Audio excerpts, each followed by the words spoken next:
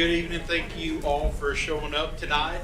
Before we get started, I'm going to stand for a moment of silence, followed by a pledge to our flag. Please feel free to join us if you like.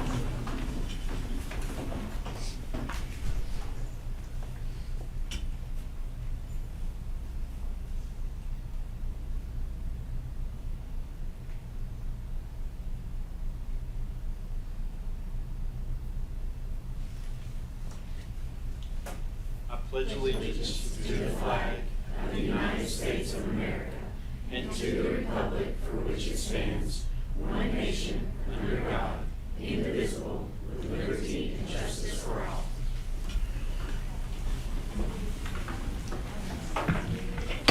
All right, good evening. I call to order the January 21st, 2025 regularly scheduled meeting of the Sumner County School Board. First item on the agenda is roll call. Mr. Johnson. Present with Mr. King. Yep, and just so the board knows, Mr. King reached out. He is stuck in Nashville, so he will not be joining us tonight. Next item on the agenda is approval of the regular agenda as presented. Do I have a motion? Got a motion? Motion by Mr. Lacy. Do I have a second? Second. By Ms. Brady. All right, all in favor? Aye. Opposed? All right, moving on. Next item on the agenda is adoption of the consent agenda. Motion to approve, Mr. Lancaster, second. Second. All right, any comments? All right, seeing none, all in favor say aye. Aye. Opposed? All right, that motion carries. Next item on the agenda is consideration of minutes for the December 10th, 2024 regular meeting. Motion to approve. Motion by Ms. Brennick, second. Second. Thank you, Mr. Evans. Comments? All right, seeing none, all in favor say aye. Aye. Opposed? All right, motion carries. Next item is discussion or action regarding the minutes of the January 14th, 2025 special called meeting. Do I have a motion? Thank you, Ms. Brennick, second. Mr. Lacy, all right, thank you. Comments? Seeing none, all in favor say aye. Aye. Opposed? All right, motion carries. Next item on the agenda is recognition and hearing of delegations. Item 1, recognition of Hendersonville High School cheerleaders. Ms. Hayes. Sir, thank you. Carrying a lot of medallions up here. All right, girls, y'all want to come on up? Coaches, girls, y'all stand right up here, Bob.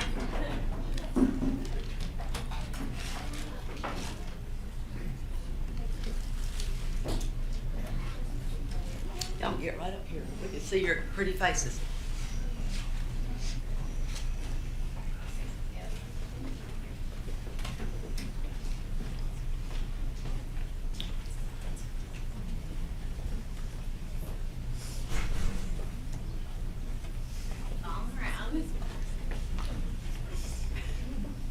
Chairman Daniels and the Sumner County Board, I have the honor and the privilege of recognizing this outstanding group of young women, the Hendersonville High School cheerleaders.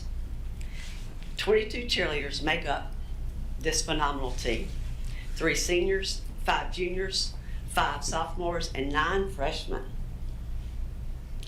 Coached by Harley Fuqua. She's an HHH cheer alumni, and Laura Strong, who's not here, she's an HHS cheer alumni, and Deanna Howell are the coaches. The seniors and girls, if you'll just raise your hand or step forward when I call your name, the seniors on this squad are Mallory McElroy and Allie Maliski. And some of the girls were not able to be here tonight, don't they? But Keely Pfeiffer. And the juniors are Ellie Tubbs. I can't read my handwriting if I got that right. Down. Sophie Miller and Taylor. Is it Roush? Roush. And Mallory Whitaker and Riley Williams. And our sophomores are Cora Greenwell, Caitlin Parker, Kaylee Renosis. Renwalk. Well, Tammy, I really can't read my handwriting. And Joanne Ava Wilson. Is that right? Joanna. Joanna. Joanna Whitley. Okay. Yeah. I really can. I didn't even record it right. Harley, you might just need to come out here and do this. Freshman. Is it London? Okay. London Colgren and Ava Collins. Abby, is it Dimke? And Mia Howden. Cadence Knox. And Lily, y'all must be sisters, Molesky, and Kaylee Paratota. No, Parada. Paige Richardson. Okay, I'm giving y'all something to laugh about tonight. And Adrienne, is it Cheryl? Cheryl, okay. So the HH cheerleaders start their training in April, and they continue cheering through all football and basketball games. They take pride in leading school spirit at all games, pep rallies, and in competitions. The accomplishments of this squad. The season kicked off at summer camp, where the cheerleading team took home a few ribbons and awards. Gold Superior Best Overall Crowd Leading Cheer, Gold Superior Best High School Stunt Sequence, and Best Stunt Synchronization.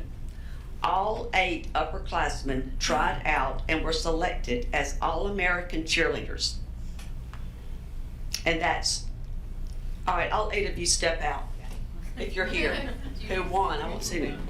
Okay, I just know from being a former cheerleader myself in high school and college, this is not an easy accomplishment. So, excellent job to win this, the All-American cheerleader.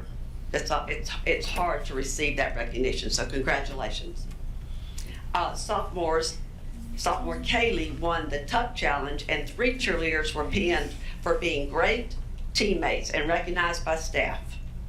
The team also won the Banana, they still do that, for their team spirit and leadership during camp. Now that makes me not feel so old. They've been doing that for a long time. The cheerleaders have attended 2 UCA regional competitions where they competed in the medium varsity game day and the medium varsity, the traditional routine.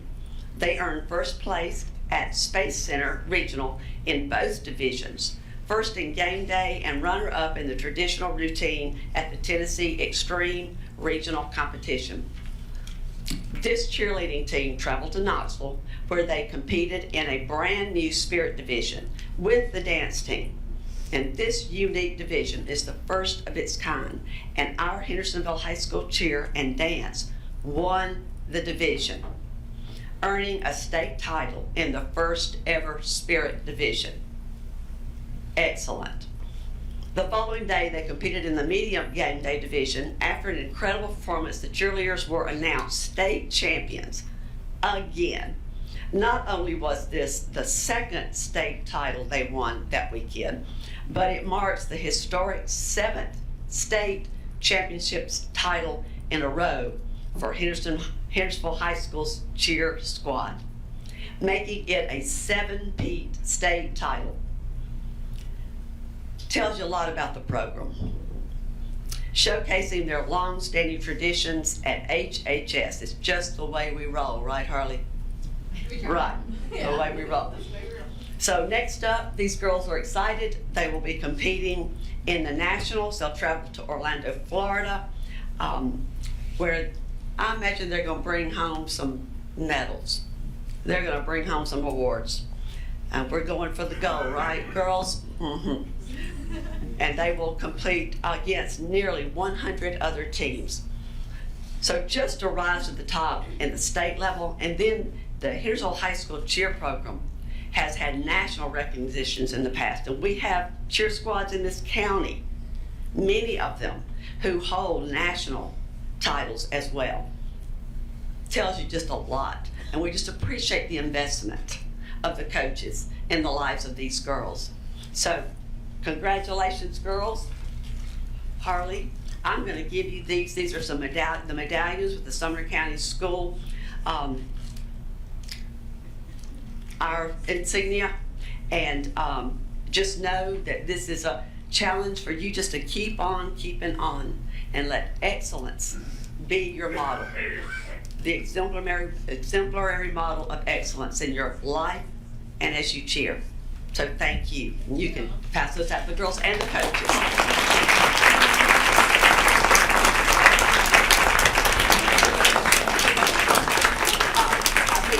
If any of the parents want to get pictures, you're welcome to do that. I think we're going to get it second in a row. Is there a test on the names later? I hope not. Okay, guys, let's group up for a picture. All right. Congratulations. The best thing about it is taking pictures with children. They know how to do it. They know how So coach, wait, 3 rows? Yeah, 3 rows. 3 rows. 3 rows. There you go.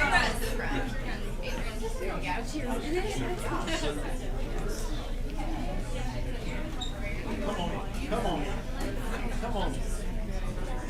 What'd you say? And this is one. Smile, we ready? See everybody?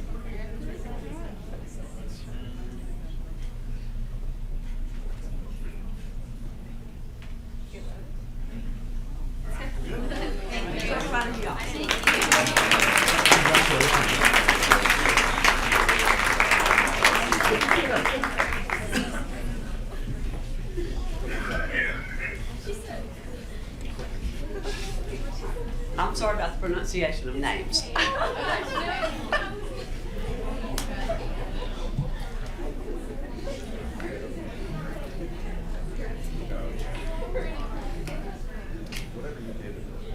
So next, while I'm up here, I have the honor and privilege of recognizing the Lady Hogs Merrill Hyde Magnet School's soccer team. You girls come up.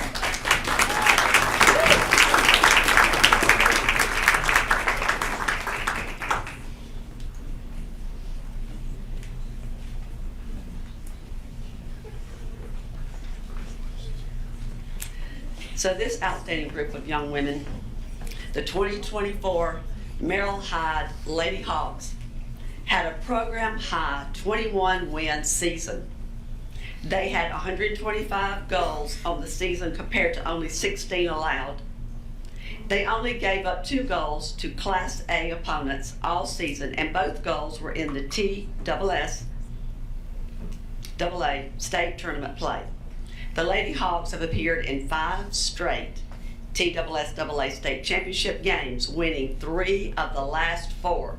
That is a remarkable accomplishment.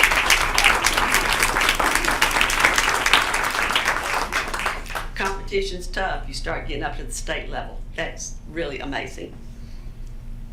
Their notable players were and are the 2024 season, Jalen Baxter, sophomore. And Coach, you might have to help me with some of these. I had swimmers and football players. So Jalen led the team with 29 goals and 15 assists, including 3 goals in state tournament play. Jalen was selected as MVP. Okay, Jalen, step forward. MVP for the TSSAA Division #1 Class A state championship game. And then we have, is it Gianna? I pronounced it right. Gianna Cruz, senior. She's captain. 27 goals and 14 assists from the striker position. That's amazing. Good job. And Reagan Hudson is a junior. 14 goals and 19 assists from striker position. And Reagan has scored in 3 state championship games. Makes you feel pretty good. So the roster for these girls, and you can step forward. We'd like to know who you are. Emma O'Neill, is she's here? Is Emma here? Okay, she's a sophomore. Okay, so Coach, GK is goalkeeper. Thank you. This is a test from me. Sydney, is it Arisa, senior, MID, midfield. And then I figured mid was in there somewhere, midfielder. Alexandra Bushman, freshman, DEF, defender. Ava Way, She's a senior defender. Jalen Baxter, once again, sophomore, midfielder. Reagan Hudson Jr., midfield. Gianna Cruz, senior, she's a striker. Peyton Evans, not with us tonight, freshman, she's a striker. Presley, Altepeter, good job. Senior defender. And we have Emberly Rednor, freshman defender. Morgan Mary, it's a cute name, sophomore, middle fielder. Tessa Hudgens, she here? No, junior, but she's a defender. And we have Gabrielle Cruz, freshman, mid. And then we have Eliza Doyle. Eliza not with us tonight. Oh, senior defender. Chelsea Huff, senior defender. Macy Reeder, sophomore, middle field. Ella Vivier, a second try. 8th grade, mid defender, midfield. Catherine Harrigan, sophomore, defender. Gotcha. And we Coach Jason Bentley here, assistant coach. There is it Mikey Oates, and Megan Rewa was not able to be with us tonight. So we want to congratulate you all. Thank you, and forgive me for just messing up the names. Let me jump in for a second. Please. I think when you see our girls from Hendersonville High School, our girls from Merrill High, in addition to the exemplary achievement of state championships and the high standards that they hold themselves to, if you get to talk to them and get to know them, you'll see that they hold themselves to the same standards in the classroom. Yes. And everything they do is really excellent. And let me just say, for our two coaches here, one, it's taken me a long time to forgive Jason because he wrote me into being a team manager.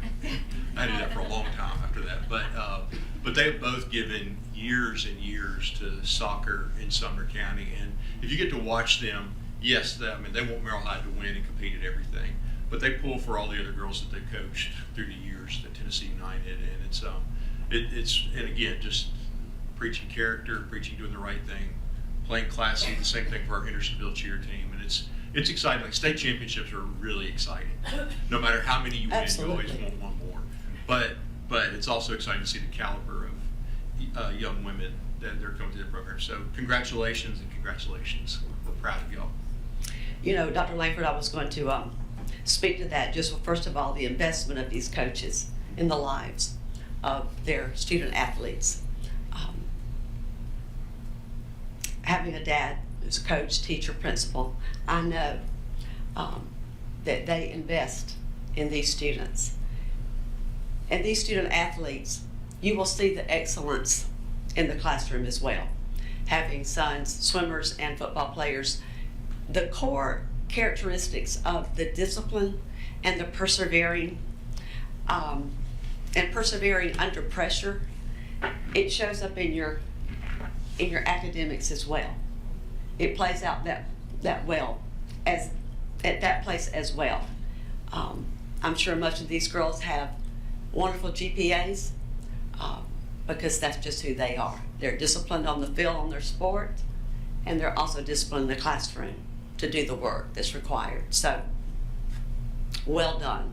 So congratulations, Coach. I'm gonna let you, some of the coaches, and let you have the final word. Oh, yes, Coach. Just want to say, recognize two specific players, senior Ava Way and Presley Altepeter. Both played in 5 state championship games. So they got their 8th grade year to play. That's a hard thing to accomplish, and they put in a lot of work for 5 straight years and really set the tone, set the standard. So congratulations. Thank you. So parents, if you all want All right, we got to do Rose. a picture of your girls. I'm usually back. I think you might be. I'm always on this side. Come on up.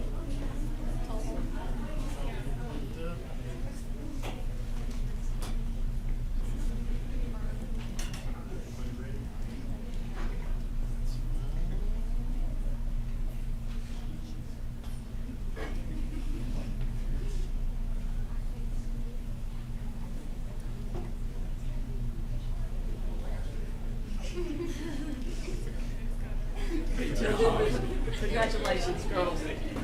Congratulations.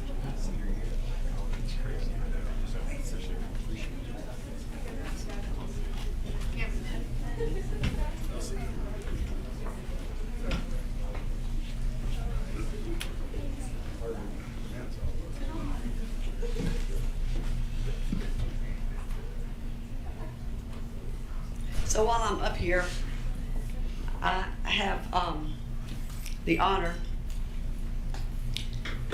and the privilege to recognize a very special lady, an exceptional woman.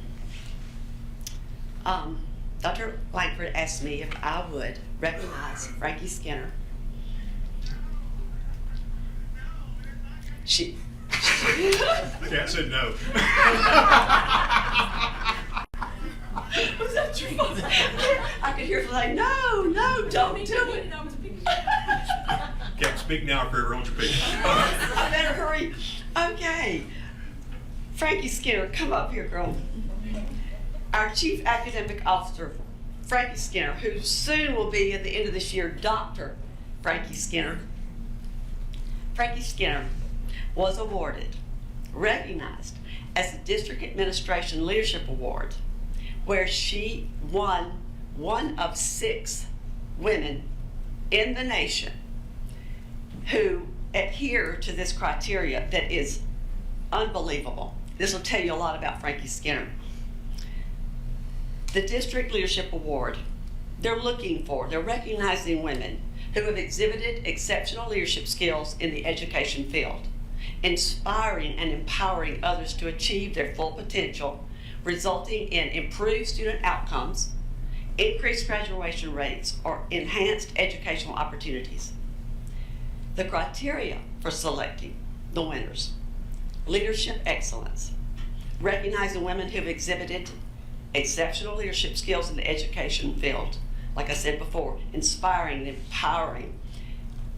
And while you're doing that, the outcome is the extremely excellent outcomes for our students, increased graduation rates, or enhanced educational opportunities for our students and in this county.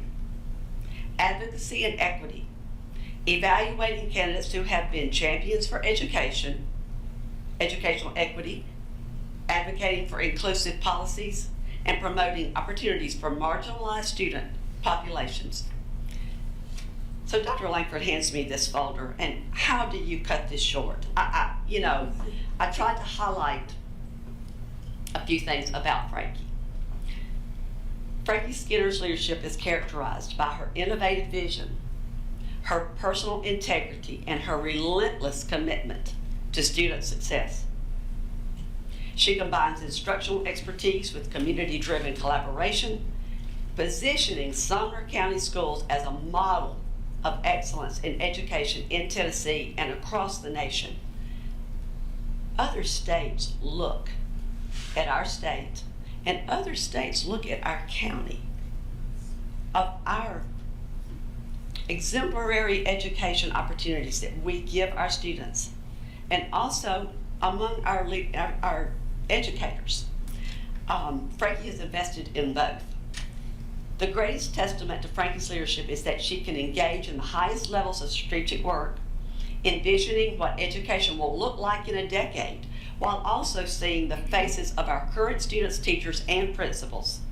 For Frankie, our people are never about numbers, and that is so evident to me as I have gotten to know Frankie and love this woman. It's not about just numbers.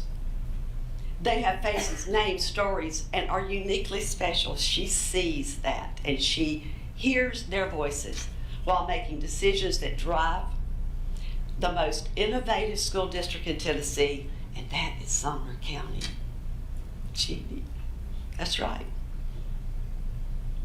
I don't even know all the backstory, but this woman has overcome adversity and early career successes that she has had. Her transformational instructional leadership. I mean, Dr. Laker, I could go on for an hour here. Ms. Cracker, she likes this. This woman, I mean, there's so many great things. Okay, served as an instructional coach and later as an instructional coordinator. She served as a leadership coach to improve instructional practice across Tennessee, helping train over 28,000 Tennessee teachers. She helped create the Sumner County Teachers Leader Program that provides 2 job-embedded teacher coaches at each school, which we have heard and seen that to be very, very important and successful. There are so many bullet points. Her parent and community engagement.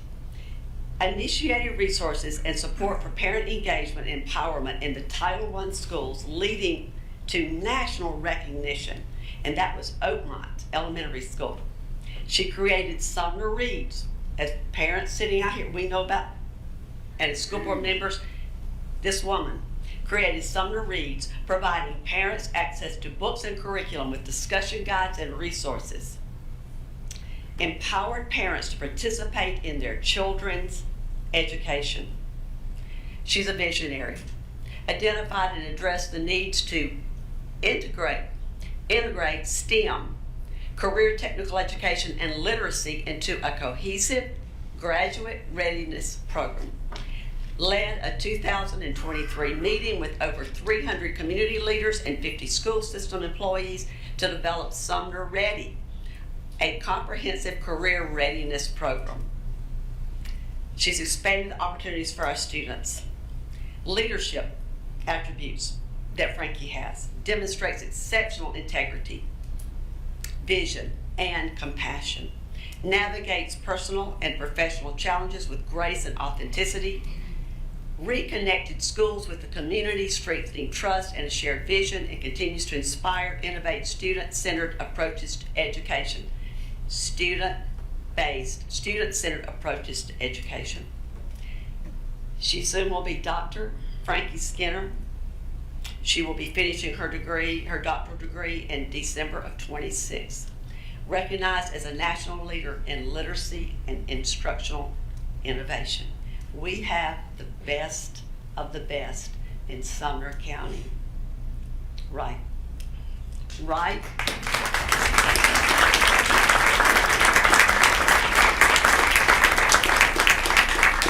I've also had amazing teams surrounding me doing all of this work, so I would not ever claim to do it alone. We have great people here who put kids first, always. And before you haven't darted in a long time from the platform, but I'm going to stand right here so we also managed to surprise you with a few people that you didn't notice came in. So if we could have all them come up for the pictures. Yes. These are all people that have had a big influence and connection with Frankie. Sorry, her husband's back there, Eric. We've got the instruction department. This is your life, Frankie Skinner. You haven't even seen who's outside the foyer. That's coming later.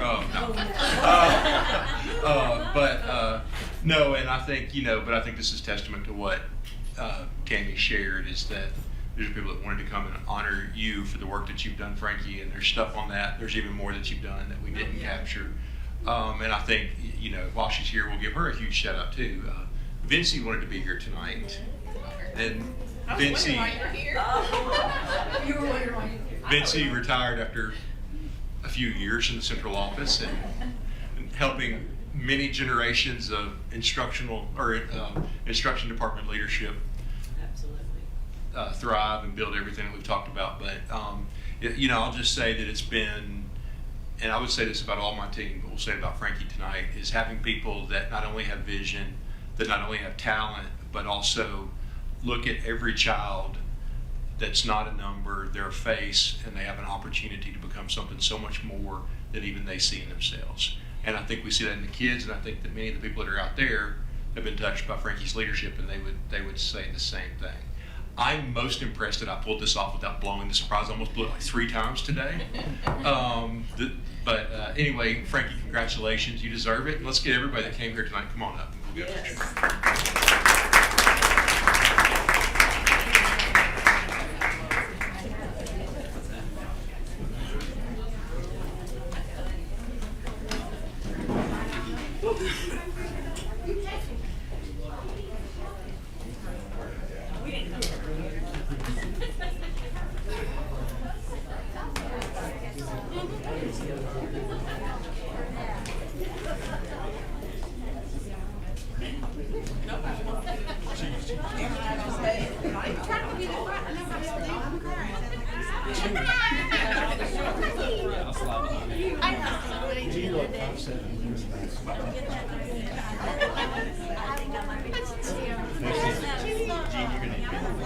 Essence dreaming, she's tall. Step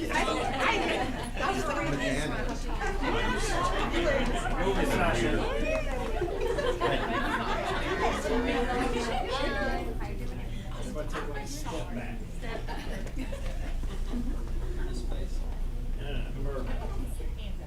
Everybody smile. Take your hands out your pockets. Act right, y'all. Everybody smile. It's a lot.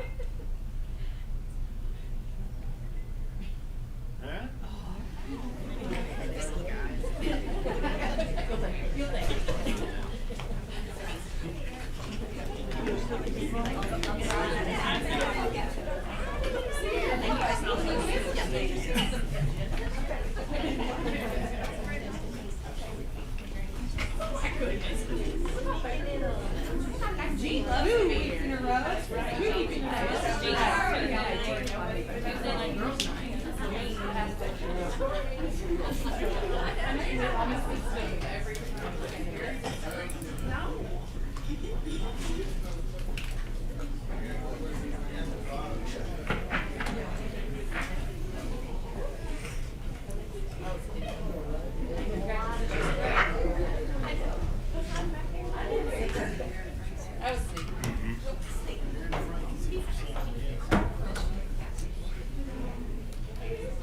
Yeah, I'll do that. Hey, let me, we've already honored Merrill High tonight for their exceptional performance in girls soccer. Mr. Frank is going to come up and share, and as he's walking up, I don't want to steal his thunder or share too much about, but if you haven't had the opportunity to work with Darren and I have been working together, I think, since about 2011 that I remember. Maybe earlier. Yeah, maybe earlier, but definitely since 2011. And, you know, whether that was at Hendersonville High School or Ellis or then at Merrill High, like the one thing that you've seen is, you know, we talk a lot in leadership, tenacity is one of the most important traits. And Darren has such great tenacity to work towards what's best. You know, to follow in the footsteps of Brad Schreiner is not an easy thing. She cast a huge shadow, and what she built at Merrill High Magnet is just amazing. But you know, times change and kids change, and over the profound changes that we've had the last couple of years, we've seen a significant change in what our kids need. And I don't want to say too much more because I don't want to steal Darren's thunder. I'm going to jump back in at the end, but let me just say, like, you never have to worry a second as the director of schools when you know that Darren and Adam are working to take care of our kids. And that's the greatest compliment that I can give a principal, because you know that they're going to love each of those children like they love their own. And I think, like, I'm really excited for him to share what he's looking at. I think it's going to set the tone for where we look as where we look to go as a district in the way that we think about academic achievement. So I'm going to turn it over to Mr. Frank. Well, thank you for the kind words. I hope I can live up to them. So, but thank you. As he mentioned, this is Dr. Adam Carell, the assistant principal. And when you run a K-12 school, it takes it takes a lot of people, and I'm so blessed to have a staff, particularly Dr. Carell, that no job is beneath him, no job is too small, and so I've asked him to be here. I'm gonna present or gonna share some remarks tonight, just to kind of maybe fill you in and give you some context on some board action that you took recently. and it's better if I'm a visual person, so I'm just going to kind of read some notes here. So if you'll just indulge me for a few minutes. So first I want to go ahead and reiterate and thank you for the work that you do. You give up your nights, you give up a lot of time to come here, and sometimes it's not always fun or positive, but thank you for championing our students and our teachers and our communities and our families. We do appreciate that work. But recently, you all approved and adopted the 2025-26 curriculum guide. I believe that was in December. And that curriculum guide governs the distinctions and recognitions at graduation with specific reference to the valedictorian. Tonight, I want to briefly share with you how Merrill Hyde Magnet School is going to use your guidance to meet the needs of our students as we prepare them for graduation and beyond.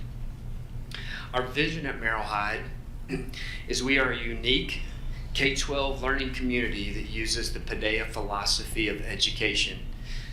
That means we educate the whole child, mind, body, and spirit. And we provide intentional, rigorous, accelerated college prep curriculum that cultivates critical and creative thinking with a focus on humanities.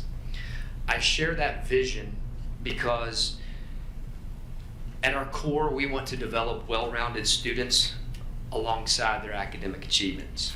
That is the hallmark of a Paideia school, a holistic approach that encourages curiosity and exploration as while developing critical and creative thinking and nurturing the whole student. I share our vision because everything we do, including when we consider change, must be checked against our vision for alignment. Over the past several years, dating back as far as 2019, we have noticed a trend at Merrill Hyde that has come into conflict with our goals for students and our overall vision. Several years ago, we started hearing students tell us that they were stressed, experiencing anxiety and depression, and they were using the term overwhelmed. So in 2019, we began the hard and humbling work of surveying current students and alumni to try to get a realistic view of our culture through students' eyes. In the 4 iterations of a student culture survey, we have identified 3 common responses that deeply concern us. First, students continue to use the descriptors stressed, anxious, depressed, exhausted, and overwhelmed to describe their school experiences.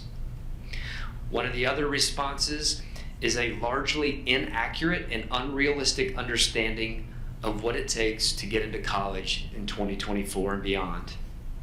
As a college prep school, we didn't have to dig too far to find that these survey responses were indeed connected. In short, students believed they had to be number 1 to get into a college and had begun making unhealthy and unnecessary choices to achieve that status. In other words, more and more students were making the status and title of valedictorian their goal rather than the learning and enjoying school. We chose not to overreact and instead created a group of vested teachers to do some formal and informal research. This consisted of reaching out to our alumni, college admissions offices, and checking our findings once again against our vision. Interestingly, we found that most colleges, and I cannot speak for all, have fundamentally moved away from class rank consideration. In fact, we have it in writing that UT Knoxville, Vanderbilt, and Yale all no longer give any consideration to class rank for admissions or scholarships. In other words, the title of valedictorian is often netting students nothing in the college admission and scholarship process. I'm happy to share that research and findings of our survey if you would like. So according to the county curriculum guide, the valedictorian is the student with the highest GPA coupled with the highest number of honors, dual enrollment, or advanced placement coursework. This criteria has led students to request and attempt as many as 29 accelerated courses in order to achieve that highest number to become valedictorian. An obvious consequence of this is an increasing number of students who are self-proclaimed stressed, overwhelmed, and then lack critical skills to maintain a healthy life balance. An unintended consequence, especially in the last 3 years, is that students are foregoing classes they are interested in because the course doesn't have the honors or AP rigor distinction. A longer vision consequence is that more graduates are not prepared for the challenges of college life, particularly when they change their major or meet unexpected obstacles. As difficult as it was to admit, we came to the conclusion that we were not realizing our vision to prepare students for college. We focused on getting 100% of students admitted to college, but we were missing the mark in preparing them to finish college. So with all of this, Merrill Hyde Magnet School is moving forward with a plan to redefine the title of valedictorian so that it now has significance and meaning for the students who choose to pursue the distinction. We are not eliminating the title, nor are we lowering our rigor or expectations. We are adding criteria to how a Merrill Hyde student can work toward and be identified as valedictorian. So beginning with the class of 2026, this year's current juniors, the Merrill Hyde Magnet School valedictorian will be the student or students with the highest GPA and who meet additional criteria, which include community service, good behavior, highest academic integrity and no incidences of cheating, and evidence that the student has grown as a learner and a person. One of the major differences in the current structure in our new plan is that a student can attain the rank of valedictorian by taking fewer honors and AP courses.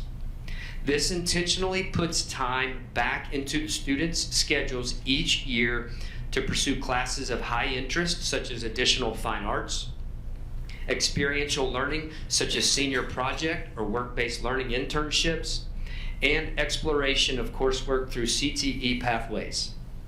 This plan also allows students to choose additional math, science, language, or humanities courses beyond graduation requirements because they enjoy the class, not just for the honors or AP designation. When we register students, we will ask them, what are you interested in? What is a class you haven't been able to take that you would like to? And what experience would you like to pursue before you head to college? Even though our new credit requirement is actually fewer advanced courses, the academic rigor and other college prep expectations will not change. So finally, I want to be transparent with our why. Why are we doing this, and why are we doing it now? Dr. Carell and the staff and I wholeheartedly believe that this change now matches our vision for our students, academically, socially, and emotionally, and it builds a well-rounded student who can think and speak creatively and critically, not just to get into college, but now to finish. Why are we doing it now? Students will begin to meet with their counselor next month to select courses for the following year, and we want to help them set appropriately ambitious goals that now have significance and meaning. If we are truly committed to excellence, as our school motto says, we are now excited about this change as it better equips our current students, our graduates, and future leaders. Would anybody like to ask any questions or dig into that a little bit further? I'll summarize. If you didn't know what I was coming to talk about, this is a fundamental change in valedictorian at an academic magnet school. Mr. Hollis? Yes, 2 questions. And first of all, kudos to you for having the courage to be aware of what's going on and make changes, and to you for allowing that to be part of Sumner County. I mean, I think even though as you're talking about one of the best schools in the country, not the state, the country, and you're still looking at ways we can do better for our kids. And certainly I have 2 middle schoolers there, and these are things that I talk to them about all the time. You don't have to be perfect, you don't have to be the best, but a well-rounded education is what's going to get you far further in life than just a title of valedictorian or something like that. So my 2 questions, as succinctly as possible, what's changing from where we were at to where we're going? Okay.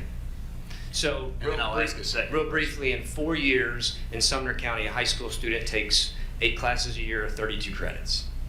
And to be valedictorian, it's the highest GPA. And then out of those 32, what is the highest number of advanced coursework? At Merrill Hyde, that number is 29 because there are only 3 graduation requirements that are at the standard level. There are only 26 credits needed to actually graduate from the state of Tennessee. So every student is taking 6 additional credits. What had happened is our students were focused so narrowly on a title that they were not looking at that additional space in their schedule to select electives and try to find some experiences. So what we have done is we have mathematically gone from that 29 at Merrill Hyde and we've lowered it to 25, which mathematically puts a class per year back in a student's schedule to do something that they enjoy and get the most out of this school experience. Okay. And again, I mean, a whole different conversation we could have. We could talk about this for hours. My mother was an art teacher. I was a mechanical engineer, and I don't even do engineering anymore. But what I value is the arts and the stuff like that I learned growing up and in school. The other part is, I think, you know, in having some discussions, likely to be more than one valedictorian. That would probably be some pushback. What are your comments around that? Sure. Let me just, before I revisit that, and I'll just kind of give you maybe a sound bite of what really solidified this and took us, you know, to some long hours and getting some groups of teachers and doing the research is when we registered students, we had more than one student sit down and say, gosh, I'd really like to take art, but I can't. And we would ask why, and they would say, because it's not honors. Or, I'd really like to do work-based learning and, you know, get an internship, but I can't. And then probably the thing that just made me more angry than anything was we had students said, well, I'd love to take theater again, but my parents won't let me. Because there is such a disproportionate and inaccurate view of what this actually led to. So our choices were to get rid of it, just take the issue off the table, or to do something about it. And that's what we chose to do. Now, your question about multiple valedictorians. Since 2017, we've had multiple valedictorians. What has happened recently, since 2020, we had 11 in 2020. And since then, students are getting together and they're kind of colluding and they're saying, if we all stay together and take all these classes, we'll all be valedictorian. They're But really not. smart. But they're not, you know, they're not really enjoying the process. They get to the spring of their senior year and they're just like ready to walk away. So multiple valedictorians, not that big a deal. We'll maybe cross that threshold in spring of 2026 when we figure out how many will take us up on this invitation, if you will. But I'll submit to you that if you look at the criteria of a well-rounded student, I'd be tickled to death to have 20 valedictorians because the caliber of students going to be walking across that stage onto a college campus somewhere. Agree. I support it 100%. Ms. Hayes? Yes, Chairman Daniels. Totally support this. You answered part of that with Mr. Hollis's question about the why of hearing from these students at registration. I can't take that art class I really like to because I've got to have this to get to this level. And then also hearing the parent who says, I can't because my parents say I've got to stay on this. What did that survey look like? That you surveyed the students to get, and what kind of questions were on the survey that you're? So the survey started in 2019 and has gone 4 different administrations. It's up to about 152 questions. Oh, wow. That our students actually designed from the beginning because they were the ones on the ground level So we had a cohort of marketing students that were in marketing 2, and one of their culminating capstone projects was survey data and analysis. And so we asked them, would you channel that into try to really let's just get pretty raw and pretty vulnerable. So all questions are good questions. I didn't give them any restrictions, and I said I want to see it until I have results. And so the students disaggregated that. It's up to about 152 questions, and it's everything from academics. It also goes into healthy lifestyle choices as far as, what are their views and exposure to vaping and drugs and different social media, things like that. We expanded it in 2021 and started including some middle school because we have the luxury of having those middle schoolers move up and seeing those data trends. Wow. So we kind of do that in-house. I think it's a ball move, and I think it's needed. And I see it in our other high schools, especially in that AP level student, that they've got the inner drive, but their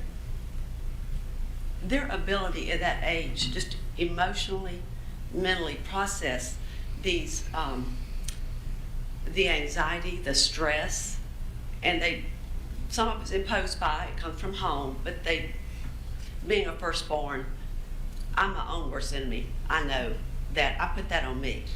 But that striving for that A+, that top of the class, you will hit the wall, and it doesn't serve the student well. I think it's just phenomenal it's brilliant that you recognize this, and that the students had ownership in these questions, that they come up because they know what they're feeling and thinking and they're going through. There's a lot of pressure put on our kids to make some life choices that they don't really know yet,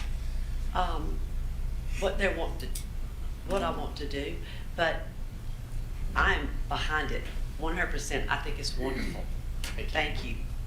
Ms. Brenny? So I also have students at school with Mr. Frank and Dr. Corral. I just want to point out before I jump into my questions, you said that you appreciate having Dr. Corral there because no job is too small for him. I've seen that. I've seen that because you set that tone. I've watched you serve food in the lunch line. I've watched you clean classrooms. The culture that you set at that school is one where no one sees a job at the school as too small because you're serving children. So, my mama heart loves that. That's the kind of leader I want my children to be. So I'm glad they get to see that in both of you. As a mom, I want my kids to learn how to love learning. And one of the risks at being in a high-performing school is stress and anxiety around school, which takes away from that love. We've dealt with it in our family. I know most families at the school have dealt with it. So as a mom there, I just really appreciate the change here. I would love to know, I've got 2 questions. I'd love to know, when you talk about good behavior and evidence of growth, how are you quantifying that? Do you have some statistics set out? Is there something that the students know that they're trying to accomplish? Yes, we presented this to students last week in class meetings, and then offered a parent night last Thursday just to try to spell it out and just be real approachable. Good behavior is going to be defined as moving forward, no in-school suspension or out-of-school suspension, and then growing as a learner and a person. Students, by the time they are probably spring of their senior year, have probably written 10 college essays as part of the application process. At a Padea school, we also do seminars, and usually the result of a good formal seminar is post-seminar work, which is written reflection. So students are basically going to be asked to answer one of 6 prompts. They get to choose which one it is, but it's going to be a written reflection on how they have grown as a learner, how they have overcome challenge, when have they had to work with a difficult person, and how did that turn out? When did something unexpected happen, and how did they handle it? Because we just really want to kind of know that they're developing some grit and some perseverance, because college is going to be different no matter how much they think they know about it, and we just really want to be able to know that they've got it in them. And we've kind of developed a rubric that we can use for those, and so it'll be objective. But we want them to have some skin in the game, and just be able to reflect back on us. Are we still doing the job? Kind of getting them ready. So, like I said, we've seen some of the stress that our students in our house can put on themselves, and I'll be the first one to say that does not come from the staff at Merrill Hyde. That comes from the students themselves, and they're doing it to each other. So I think this is a great way to encourage them to avoid that pitfall. But when it comes to the staff, I know also there's some struggles in finding the kind of staff that we need for art programs, or some of the things that students may be interested in. Do you have some ideas or ways that we can expand those offerings, or fill some of the roles that are needed? That's a softball. Well, all right. Well, You need positions. Yeah, I think I'll is- take that one. And that is a good question because we are such a smaller focused school. We only have one CTE program, which is business, and there's others like Gallatin Beach, Hendersonville, that have multiple career opportunities that they can join in. So with our limited offerings for that, work-based learning and senior project are two of our most valuable instruments that we can use for students to get an outlet for something else of a career interest sort. And so, so we have students going to work at the hospital with the court system. We have some over there with Mr. Evans over there. And so we have some even working on their own business. We have several students that have their own business, have had it for a couple of years, so now they're growing their brand and strategizing with some of our marketing teachers. So those programs fill that void of what we don't offer. And this kind of, I'm not saying relaxation of the requirements, but the adaptation of it allows for more work-based learning and senior project for the students. And that's going to open up the offerings that we don't have, but we can get through that work-based learning and senior project. Do we have an opportunity to grow the arts programs? That currently that's kind of dictated a little bit by staffing and Yes. how we can set up a master schedule and have teachers in front of students.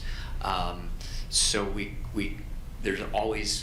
there's usually always options, but for every action there's sometimes an equal and opposite. So Let me help you out, Mr. Frank. I think I can help you here. I think that what is illustrative of where I think Merrill Hyde is, you've heard Ms. Skinner started the year talking about taking the walls off high schools.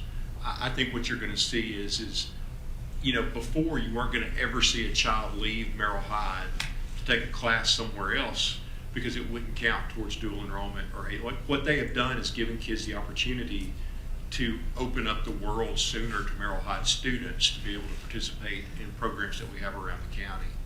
I'll give you an example. That just saying that kind of freed it up. We have a current junior that is most likely going to take advantage of the EMT program at Ball State next year, and because of not because of this plan, but had he been ambitious, he would have had to say no to that plan, but now he could. So this is going to actually create options and access, or could, for some students. Some of the other programs that are offered to all Sumner counties that might be housed at Liberty Creek or might be housed at the Gallatin Airport or something like that now actually become more accessible for students who want to kind of do both. So without additional staffing or additional programs on our campus, this could kind of extend the reach a little bit. Awesome. Thank you so much for piloting and pioneering this. This is incredible. So I'll be really quick because I do have very hands-on experience with a couple of your students that have come through this. One thing I would ask is 1,000% try to get follow-up after their first year of college. I would be interested to see what their involvement level is and what their experience was if they choose to go that route, whatever it be, college, university, military, tech school. My job directly at Vanderbilt was working with first-year students. And at Vanderbilt, which is like basically a larger version of Merrill Hyde, let's be real. A lot of the students that came in as first-year students, that was their biggest struggle. They did not know how to adapt outside of the classroom because they got to Vanderbilt's a great example because all of them were valedictorians. or they were the top this or that. So then they get to a school like Vanderbilt and they greatly struggle because they get that first C, or they don't get an A on something. They're not the valedictorian. So I would hope that there's some preparation for what it looks like, that it's just not going to be that all the time. I know one thing I just want to say, especially some of these high school students, some in college right now, everything is so transactional to them right now. How do we get back to where a lot of the experience of high school and college, and again, I don't know about from a tech perspective or the military perspective, but from a university perspective, that time there is about relationships and growing personality and personally. So how do we make sure that they're not just doing things transactionally? I think that's a big thing for high school. And then my other question was, and this is the last thing, is there anywhere else that's looking at doing something like this around here? Like, do you know of anybody else that's done this? I'll answer that in just a second, but you talked about the transactional piece. But putting this out now and working through it with students, we already, by policy, start to develop 4-year plans for students. And so we ask a 14-year-old in 8th grade, what do you want to do? And they don't have any idea, but they fall into this mindset that I'm going to go to med school, I want to be a doctor, going to own my own business, be an engineer, and they really don't have any idea. So our district has been visionary in putting counselors and then putting career coaches in every school to try to help really break that down into what does it look like and how does that happen. And so what this plan is going to allow us to do is have more meaningful conversations with those students that say, I want to be a doctor. Okay, so what's that going to take, not only academically, but what experiences, what kind, what do you think that means? And do you want to share the experience of Emma? Yeah, we have one senior this year that was interested in nursing, or thought she was. So she did a work-based learning in the labor and delivery unit over at Hendersonville Hospital, just next door to us. And after the semester spent over there, sitting down with our CTE and career coaches, because the teachers work closely with the students. I don't know how familiar you are with work-based learning, how it goes, but the career coaches and work-based learning teachers actually have to go on site and see how the student's doing over there. So there's a lot of check and a lot of conversations back and forth. And afterwards, the student was like, I just don't know about nursing. I don't think that's maybe for me. And that's a great thing. That saves a semester or a whole year of college of knowing what you want to do. And so if we can put these experiences in front of students, they have a better idea of what they want to go to without having to change major 2 or 3 times, like a lot of us up here have done. And so if we can say that to them, it's worth it. So that's definitely one of the driving forces behind looking at a change, is to try to better engage with students. And you talked about alumni. We're very fortunate that we do have an alumni database that we can kind of get students to come back and talk to us, and they don't hold back. They don't. They're pretty brutally honest, and we gotta have to have that. They just can't tell us that we did a great job. They gotta tell us where we screwed up. So, but you do what? I think you teach them that. Yeah, that's true. We do. We teach them to have civil discourse. Sometimes they lack tact, though. But you ask them, is this being done anywhere else?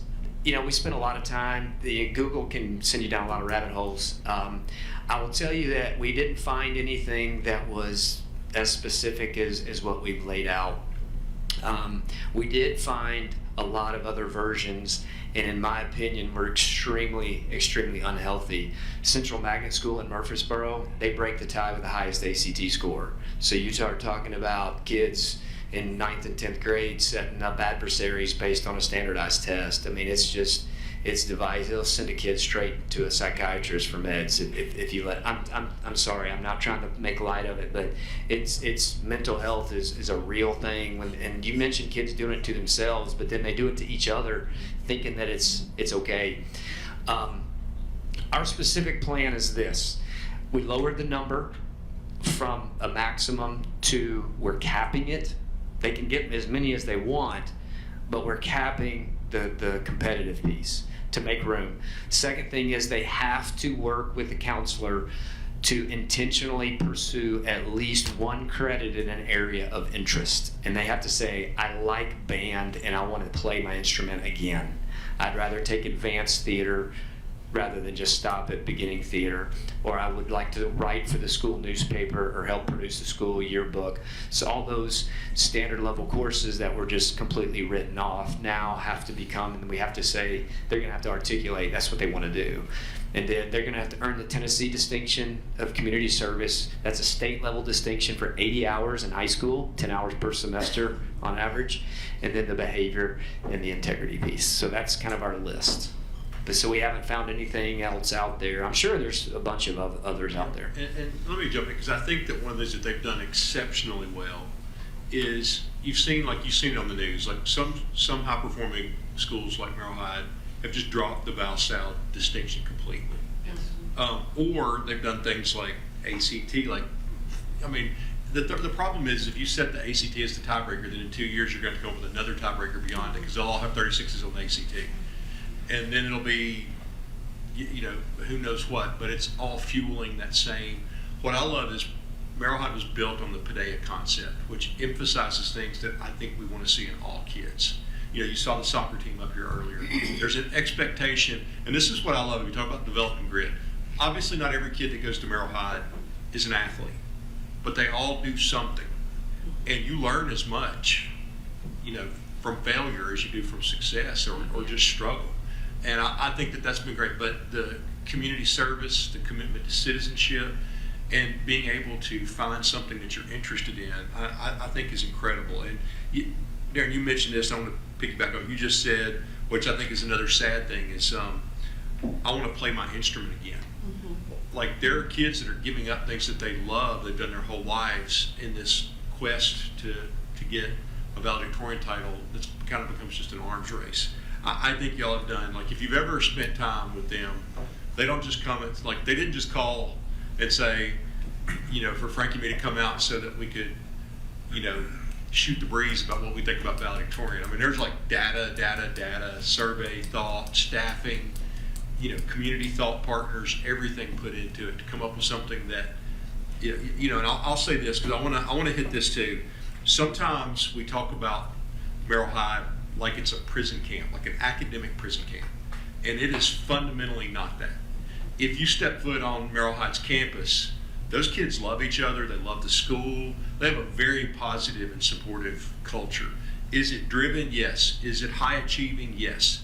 But, I think you see that a lot of the kids are picking up some of the traits that Darren exemplifies every day, which is, hey, if there's a piece of paper on the floor, pick it up. Like, you're not too good to pick up a piece of paper. And that culture is really strong and is really embedded in the kids, which is the very heart of Paideia. And I love the work that they're doing. I think it's going to lead the way for all of our schools, and I think we'll have great data on what it means. But I think that there's a lot to kids having to overcome adversity, whether that's taking a tough class or doing something that's outside their comfort zone, and then having an adult, a mentor, someone to reflect on, like, what did you learn from this? And I think they do that. I think they do that so well. And then last thing that I want to say, and I'll turn it back over, is I think, Mr. Evans, you mentioned transactional versus missional. I said almost the exact same thing in middle college with the CIF last week. I think that these group of kids that we have today are either going to be the most missional-minded generation we've had or the most transactional. And it's up to us as educators to guide them towards missional, because I think they want to be missional.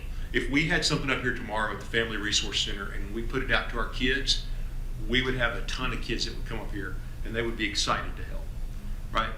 But, I was telling somebody, like, I weighed everything growing up versus whether it involved doing that or cutting tobacco, because my other option, if I didn't go to college, was cutting tobacco, right? So Algebra 2 was easy for me to swallow because it was way better than being in a barn in August. Mm-hmm. But kids today don't have that same, so if you tell them they need to take Algebra 2, especially post-COVID, they want to understand, why do I need to take Algebra 2? Why do I need to learn imaginary numbers? Why? Those are good questions to ask, and I love that we have a culture to allow kids to explore those why questions and then to find answers, but then now to reframe that into a healthier perspective and pursuit to find, where your passion and your skill intersect. and to get some experience. You know, like how many kids think that because their mom or dad's a nurse or a doctor that they want to do that, and then they find out I don't like this, or maybe I like healthcare, but I don't like that part. I like another part. In our data, we found that roughly 80% of undergraduate students change their major, 8 out of 10. And the highest cohort of majors that is far outpacing every other cohort are STEM majors. More than half of them are changing their major. And so you get a kid that 8th grade says, I'm going to be a doctor, and they're on one focus, and they don't have any need or any encouragement to even experience something outside that lane. And then they get to a school, the biology class of 400 kids that are all just like them. They're not successful. They don't know what to do when Plan A doesn't work. So our plan allows us to back up and institute some plans B's and C's. Hopefully they enjoy it along the way. I mean, we suck the fun out of school all the time, and this is a great opportunity to try to, for our oldest kids, put it back in. So. Ms. Stewart? Yes, sorry. You want to go? No, you go first. Are the parents, you have discussed with the parents? So we invited parents, and we were very transparent with what we were going to be discussing. That was last Thursday night. We took attendance at the end because we just didn't really know people were going to get up and storm out or what they were going to do. But that feedback was largely positive. And then Friday, I did send out kind of the bullet points of the meeting with a handout on what the new criteria are to all freshman, sophomore, and junior parents, since it's going to start with those graduating classes. Well, it's like you said, they do change their mind. But if they're less stressed, the parents are less stressed, are you not? I mean, I'm thinking that's probably a positive in that aspect, because I just had one drop out, and that's very discouraging. Mm-hmm. She took one semester at UT Chat. She thought she was going to get to immediately go in and swim with the dolphins because she is in marine biology is what she wanted to do. And I mean, the first semester, I'm going to go swim with the dolphins. Well, no, you're not. But and I mean, we weren't forced with making decisions, but I wanted to make sure the parents were on board, and obviously they are, because we got 2 of them here, which is great. But Well, we only invited the high school parents because Right. they're the ones that are Well, kind of like, they have something to compare it to. Exactly. So when we register 8th graders for 9th grade, this is going to be a part of our transition process, explaining what that is and explaining kind of what it is and the whole scope of the process. well, I have been to the school twice, and I think it's amazing.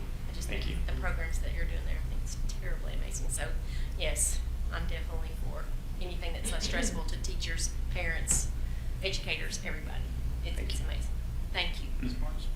Yes, I'm gonna save some time because Kat took my question. Okay. It was around communication, just your process, and from what I heard, you're already way ahead there. But also the feedback from those parents and those students. The students, I assume, was there an aha moment that we've been heard? I'll just finish with this because you just teed it up nicely for me. This past Friday, we were at a basketball game, and one of our junior students was there kind of in between games. And this is a student whose parents requested a meeting with me the fall semester of her freshman year, and wanted to know if they could make a change to her freshman spring schedule to include an AP class because she was going to be valedictorian. So I met with that family and I told them, sorry, we're not going to set aside a graduation requirement in freshman year for this. And they didn't like it, so when did we meet again? We met again that spring when she was registering for a sophomore, and they wanted permission for her to take an extra AP so that she could leapfrog and get out in front. They actually just told me that flat out. And I said, that's a senior level class and it requires a prerequisite. Well, we'll do it over the summer. I mean, they were bent on that. So this past Friday night, I just happened to kind of see her, and I just said, hey, I've been meaning to kind of ask you, I hope I'm not putting you on the spot, but what did you think about the class meeting? Do you have any thoughts? And you can be honest. And she kind of was quiet a little bit, and I was like, okay, here it comes. She said, I actually think it's going to be a good thing because I get to do work-based learning now. So just that was allowed for her just to be like, I can go and I can do both. Right. if this pressure is coming from herself or her parents or a combination of them all, she can still achieve that, and then she has something to look forward to next year rather than loading up another class that she may or may not enjoy. So that feedback has been pretty consistent. Excellent. Commend you on your efforts. Excellent. Thank you. Ms. Hayes?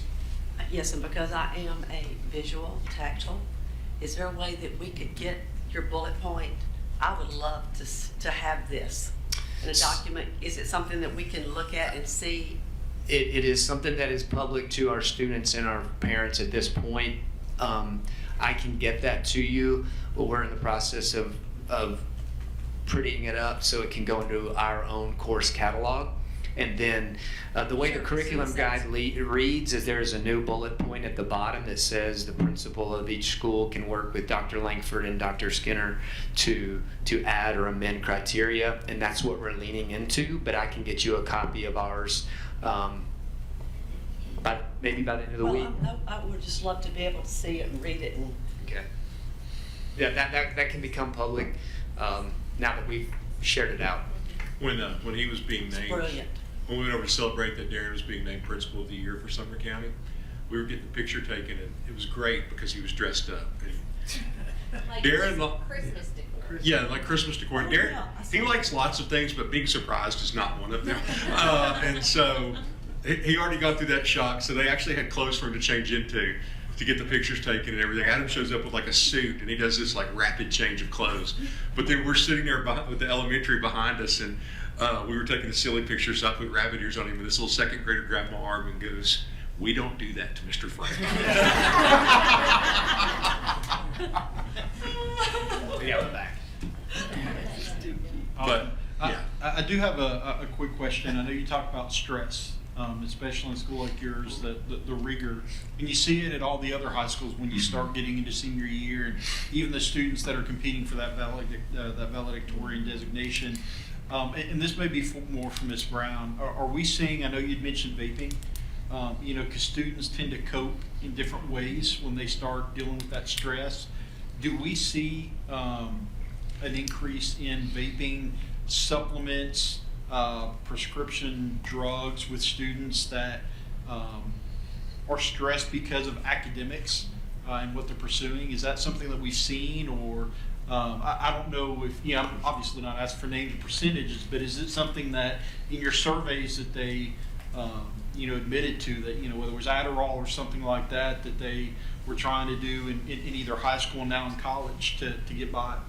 I couldn't say specifically that we've drawn that correlation, but I can tell you that the responses about anxiety, about overwhelm, those kinds of things certainly have escalated. Students who are engaging in self-harm behavior is increasing, and that's a symptom of anxiety, of stress. Self-harm behavior is, and so we certainly see that. And substance use varies among students. We don't ask them why they use, but we can draw some correlations anecdotally about that, different types of substance that students use when they're feeling different ways. But I couldn't speak to that specifically, but I could look into it. I think what you'd find is a mixed bag of students. Very few students, when pressed on why they do something, can really give you an honest answer, because they just really don't think when they do stupid stuff. But a lot of parallel unhealthy habits that lead to secondary things like prescription use and abuse, or over-medicating or something like that, or things like lack of sleep, lack of good personal habits, good self-care and well-being. We doubled down, tripled down in the last 2 or 3 years as a school, K-12, to try to look at, get away from the buzzword mental health and just look at what does it mean to just take care of yourself, and what are those other attributes, serving others, looking at empathy, looking at kindness and compassion, because if you can be kind to yourself, you're more likely to be kind to others.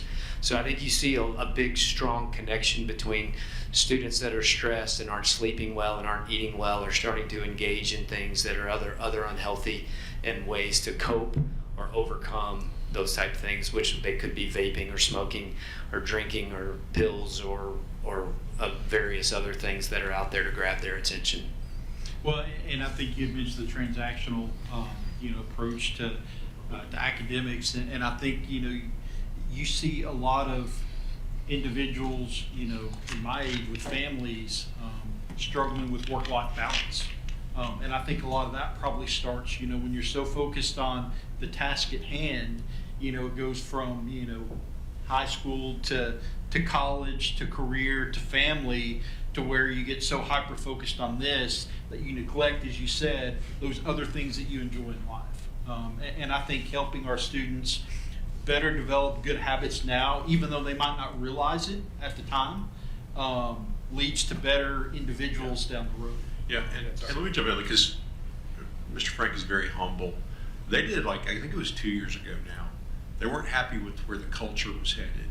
And they did a massive reset of what behavioral expectations were, relational expectations, the way they were going to talk to each other, the way they were going to treat each other. And, that's not easy to do in any school. It's particularly hard in a small academic focused school. And it highlights, one, that he's willing to walk the tough road to do what's right for kids. But it also shows the hunger, I think, of everybody, parents and kids, to have somebody willing to stand up to do the right thing and name a path so that they can hit those things that are healthy and better practices.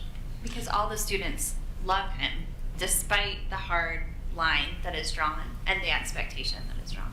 Yeah. What are the plans as far as translating this to our other schools?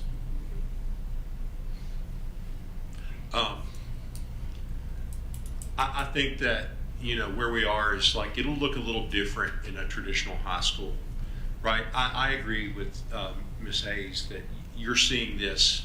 Our high schools that have the most AP dual enrollment classes are feeling this. And I think it's interesting, and Frankie, you or Darren may want to weigh in. We did our principal evaluations this year in groups of 3. And so our triad was Hendersonville, Merrill Hyde, and White House. And it was fascinating because they had some really good conversations, I believe, about this very topic. I can't speak to any other school, but I will say that one of the first things I say to people who don't know much about Merrill Hyde is we're not better, we're just different. And that is also kind of a guiding tenet is there are just certain things that are going to be different about us. And I thought what was enriching for me, Frank, you jump in if you want to. Go ahead. I was just going to say Dr. Miller and Dr. Sellers both were very interested in the work they were doing because they have similar issues, and so talking and sitting there having that rich conversation about thinking outside of the box was very helpful for them. Well, and to me, it's not about, like you said, lowering the rigor, because there's still going to be the Right. students that are going to chase that 28, 29. Maybe that's what they enjoy, right? Maybe that's what they're passionate about. But other schools where you see that race to the top to be number one, skipping out on maybe playing that sport or participating in that fine art because that's going to cost them that ranking. Yeah, and I think I'll just give you my younger daughter. She had a class that there were probably 35, 40 kids that were high flyers. And they pushed each other. If one of them tried to drop out of an AP class, they would call each other on the carpet, you're only doing that because you're trying to get over. And they really pushed each other hard. But Rebecca, my daughter, had to make a decision going into her junior and senior year. She could do theater or she could be valedictorian. She couldn't do both. And we sat down and talked, and I asked her, what was most important for her was theater and speech, not being valedictorian. But, picking up on what Mr. Frank was saying, she had the benefit of parents that were educators, and I knew that it didn't really make a difference in terms of college scholarships and opportunities for her to have the valedictorian title, but we let her make that decision, and she chose that. But there are many other kids, in our schools where there's a lot of academic opportunities that are choosing to give up band, they're choosing to give up sports, they're choosing to give up things that are very enriching. And I think having the adults be willing to say, hey, it's important for you to explore what you want to do in life as much as it is for you to take an extra. If you want to take those 3 or 4, they're not limiting anybody from taking those extra 3 or 4, but that's only the kids that want to do that. I think that's important. thank you, Mr. Frank. I appreciate your leadership. Thank you, Mr. Dr. Correll. I'm not going to praise you too much because Ohio State won last night. know. I don't want to build your ego too much. Wait for the so- comment, Alabama fans. Well, thank you for your support. I'm sorry I ran a little long, but if anybody's curious or interested, come. You don't even have to have an appointment. Come by, visit, call, email. We'll get the bullet points to you here in a week or so. If you get a chance to do their Padea night for the community, that's a really great thing to do. Thank you, everybody. Appreciate it. Thank you. Thanks, Coach. Next item on the agenda is executive session. Next item on the agenda is comments from the attorney. Next item on the agenda is January Director's Report. All right, I have 231 slides for Mr. Lancaster. I'm joking. It's only 227. No, this is gonna be pretty quick. And while they're switching it over, yeah. Let me start, like we honored Frankie earlier, but she's not the only one. Really, we could honor everybody on the team. But I wanted to share with you our Sumner County Schools Supervisor of the Year, Miss Norma Dam. And let me just read a few things. I won't read all of it, but some of these are funny.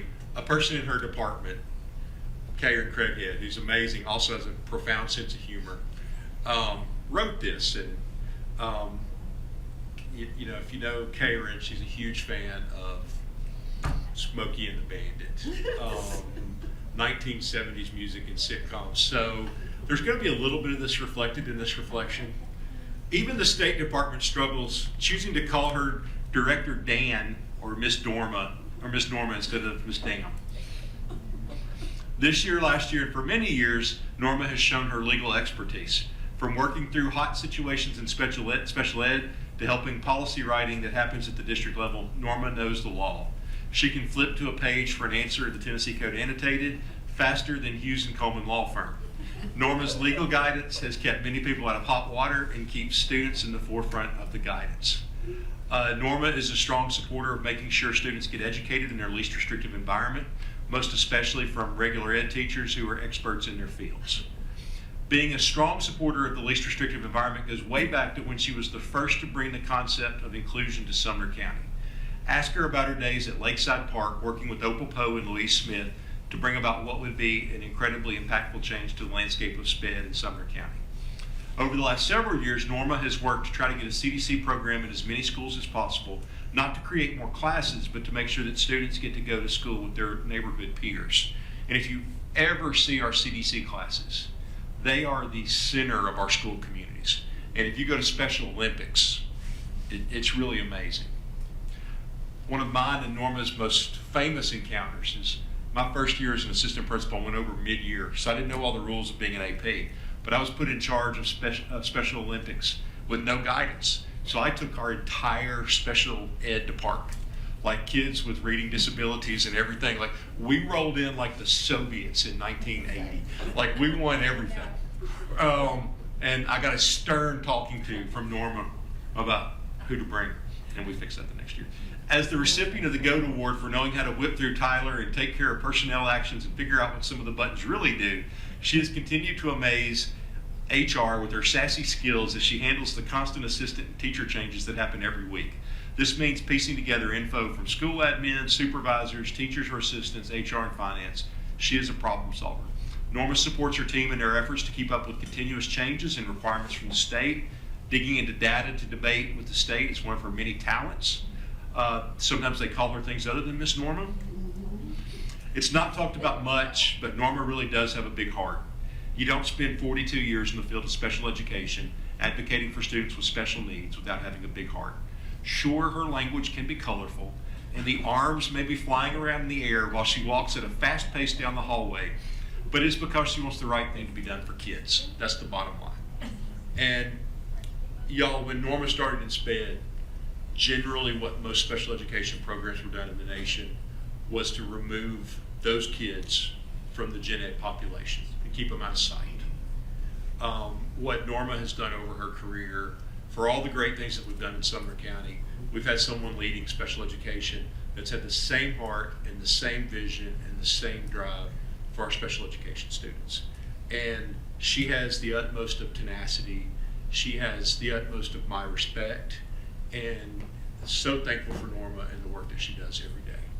On occasion, Norma and I butt heads. She usually admits that she was wrong. Once in 42 years, but it's only because she admitted too soon. She came back later, thought she was right. But no, in all seriousness, I am so thankful for Norma. There's her and her family. So thankful for Norma and the work that she does each day, because she truly does have a heart for each of our kids. Norma, do you want to say anything? This is the first time Norma's ever been allowed to speak. I know. Usually they shake their heads at me. Yeah, that's my brother. He's a school bus driver for us. And my daughter, Morgan. She's a first-year special ed teacher at Nanny Berry. That's Chelsea on the phone from Boston. And my son was on his way. He didn't make it in time, but he is a former middle school teacher here in Sumner County. And I think Wade went to school with a couple of them. But I appreciate the kind words. Thank you. Thank you, Norma. Ms. Hayes? Yes, thank you, Chairman. Norma, how long have you been head of the department, special ed? I was hired, I was promoted a semester before Dr. Phillips. So he Been in Sumner inherited County. me. Yeah. But you've been an educator, and you've been in this county how long? 42 years. Okay, did you say that? I missed it. Well, I've known Norma, Miss Dam, for decades. And what a remarkable woman. And you definitely are serving in your calling, and a huge advocate for our special needs students with those CDC students. And they really are the center of the school. Yeah. That community. So I'm just so grateful for you, Norma. Yeah, we had a boy, Spencer, at White House.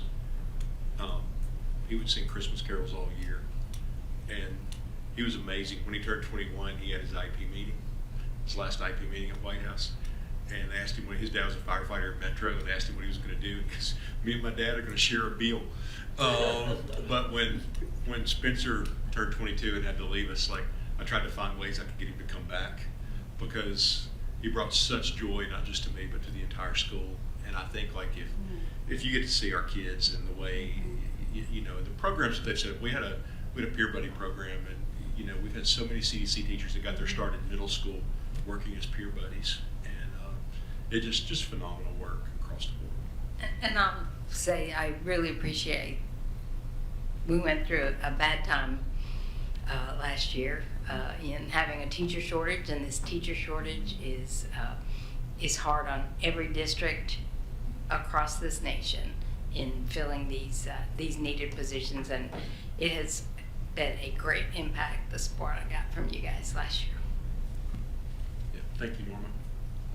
All right, I'm going to just try to hit everything that's on the rest of the agenda, and if you have questions when we get to the agenda item, then you can ask. You know, you can ask now or you can ask then.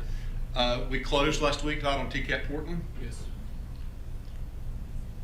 Maybe the best real estate deal we've ever made, y'all. Did you want to say anything, Todd? No, we passed that resolution on the 14th last week, and then Chairman Daniels signed the paperwork, and we have everything over to the state. And I talked to Leader Lambert last week, and he said everything looks good for it to be in the governor's budget. He's got to fight to keep it in the budget, but it'd be about $37 million I'll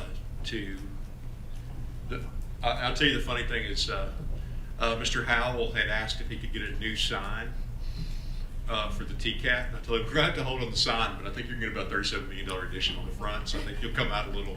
I'm sure it'll come with a sign, but if not, we'll put a sign up there. But this was a great deal for us. I just wanted to update you. That was it really. In addition, like that TCAT program has been so good for the city of Portland and the northern part of the county, and it's only going to make it. It's only going to make it better. It's going to be one of the showcases of our county. Really excited. Wanted to give you a little bit of an update. We did a training, and Katie, jump in at any time. We did a training over the last year, over the summer, with our principals and some staff. They loved this training. It's one of the most powerful. I got to sit through part of it. it's one of the most powerful trainings that I've been a part of. We'd like to invite y'all to.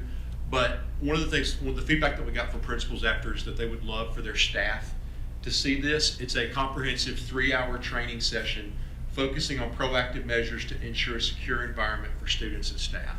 It basically empowers teachers. It gives them a lot of, I think, Katie, I think you can speak to this. I think one of the things I like best about it is it's very truthful and accurate, but it's not, you remember when you were a kid and you went to church and they showed you the video about like the Lord's coming soon, get right, and it was all scary. This is not that. This is to give you factual information and realities, but then to give you guidance on what to do. Yeah, I have been in my position a little over 10 years now, and I remember the first training I went to. I still remember it to this day because it was traumatizing. All right, and that's my job. And I said, we're not bringing that to classroom teachers. We've talked about this many times. I was like, that's not the point. I don't need to scare people. That's not what we do drills for. That's not what we do trainings for.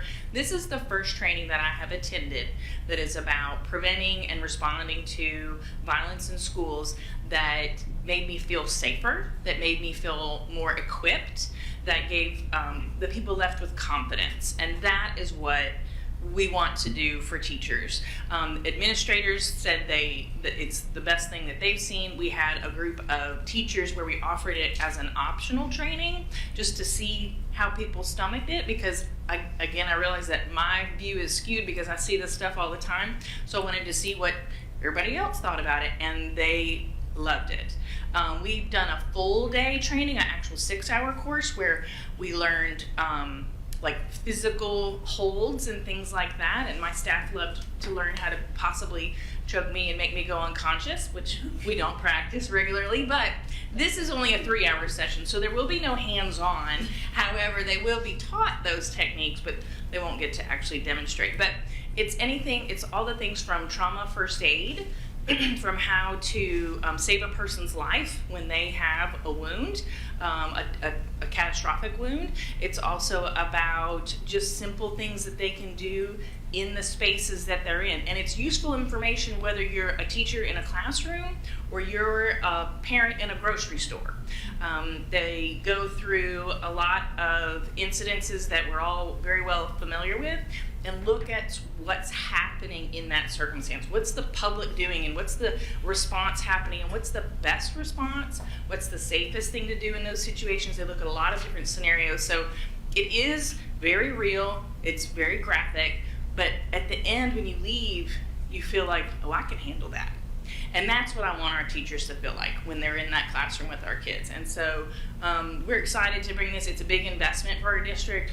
I'm excited to bring it to every staff person, from front office clerks to principals to bus drivers to science teachers. Everybody in the district will get this training. Ms. Brittany? My husband had the opportunity to take this training and spoke very highly of it. Yeah, and I like it, there's one of the, I hadn't even thought about that, but I was thinking, Lisa, with all the CPR training we've done, how many times have we seen lives saved because one of our people was out in a restaurant at a cheer competition or something like that and was able to use what we had taught for school safety in another context. So I think that's also really powerful. You can see there's a quote from Jerica Mayo, who works for Katie, and Jerica does a lot of our boots on the ground, hands-on work with the schools, and is, I think y'all have seen now the people that we have are really absolutely stellar, top-notch, and Katie is that, and so is Jerica. But they rave about this training. Now, in terms of timing, this is where it gets interesting, because ideally, like if I had the druthers of when we would do this, we would do it in May after all the testing and everything. The problem is that doesn't exist, because once testing is done, you've got field trips, graduation, field day. AP testing now stretches all the way past graduation in high school. So May is a wash, April is TCAP testing, March is spring break, and then February, I promise you, if we schedule this in February, if you wanted to draw snow, schedule a training in January or February, 100% guaranteed. If I'd known it was going to be this cold, we'd have scheduled it for tomorrow. But unfortunately, that's cold weather days are hard to call. What we can do is we know that March 7th is a day where some of our families will start to get a little bit of a head start on spring break, which is wild to me because we have a week, you need an extra day or two. But I like this for a couple reasons. Let me commend Katie and her team, because I will say the whole time I was a principal, we took school safety seriously in spurts, but we had every interior door propped open. Usually there was a rock in the door in between. Katie's not hearing this. Usually there was a rock in the door going from the gym to the, like, if you were in the northern part of the county, you could always access a high school 100% of the time. At 9 o'clock at night, you could probably get in there. But I will say very rarely now do I go in a school. I would say the only doors that I've seen open are like if a kid goes to the bathroom and they don't close the door all the way and the teacher doesn't see it. Our teachers and staff are hyper aware about the safety measures that we put in place. And that could have really gone a bad way, because a lot of times, like when we had to take the door stops out of doors, that really rubbed teachers the wrong way, right? Because it was important for them to be accessible to the hallways and to the kids. That's a big part of the joy of teaching, is standing out there in the hallway and talking to kids. And sometimes teachers would, like, I don't remember ever closing my door when I taught. It was always open. Because I had a classroom where kids went in and out. We were doing things out in the hall. We were doing projects. We were doing stuff like that. Teachers could have felt really infringed upon and restricted. But I think the reason that everybody's bought in so much is the work that our principals have done, but also the work that Katie's team has done to explain the why. And I think this is a big next step in helping everybody understand that. And I think it comes at a good time, because in the spring, it gets warm. If you've ever been in a middle school or high school, right, like a middle school classroom in the spring has odors that no human being should experience. And I'm just being real. It's crazy, like you can smell puberty. Come with me, I'll show you. Katie experienced it in August. And if you go to high school, they love to get out in the hallway for different reasons. And it's really easy to get lax because there's so much back and forth, there's so much in and out of the buildings and everything like that. I think this comes at a great time to share with all of our staff, to let them know the importance, and just to remind ourselves of the importance, and then to take that time opposite to do some review at the school level of what their plans are, what they're doing. Long Hollow has very graciously agreed to host us, because we can run 2 sessions and get all of our employees. Y'all, we're over 6,000 employees now, and we're sending almost everybody to this training. And that's exciting too. I like it when we're able to do stuff together, because it's getting harder and harder for us to do that as a district. Katie, did I miss anything? No, I was just going to say, I appreciate you mentioning, because like I said, 10 years ago, getting people to close their doors was a major inconvenience. It was, it was a major shift in how the school felt to people. And now we've swung the other way, and they're worried, they're more worried, and they're feeling unsafe. And that's not the intention. Right. I still want them to feel safe. We still want the building to feel good. And so this is the shift in equipping them. Like, oh yes, you gotta close your door, but let me tell you why, and what a difference that makes, and how that simple thing is making you safe. And so when they ask for other measures that maybe evidence doesn't show are the strongest measures to use, this is giving them evidence that the door is the best protection you have. The door, and the door not being locked. That, you have everything you need right there. So this will give them that sense of safety and security, that they are well equipped to be safe in their classrooms. Yeah, and thank you, Katie, for highlighting that, because I think that's important, because what we don't want to do, if people are too scared, then they make mistakes that make us less safe. And they make kids anxious, and it's not best for anybody, and it robs. We still want school to be fun. We want positive cultures. We want all those things, not to feel like we're, at risk of being, harmed at any time. And I think that we've got, Katie, I think your team does an exceptional job working with principals to convey that right balance of appropriate respect and fear, but also appropriate understanding that we're a school, and we want to celebrate and rejoice and enjoy school day. So I'm really excited about this. Y'all are going to vote tonight to approve the budget item to pay for the training. You know, the day to do this, Rutherford County did this a couple years ago, and it was really successful. They spoke very highly of their experience with doing this. I think it's a great time for us to do it. We have the days, and so I think it's a good use of one of those days. Did I miss anything, Jeremy and Kate? Okay. All right, this is probably the biggest item on the agenda tonight, and this just follows up from our conversation from Mr. Ott last week. I would love if we could vote on an entire compensation package, but there are still some pieces that we don't understand yet or don't have full clarity on yet. I will say that I met with Budget Chair Matt Schoaf last week, and we had a great conversation.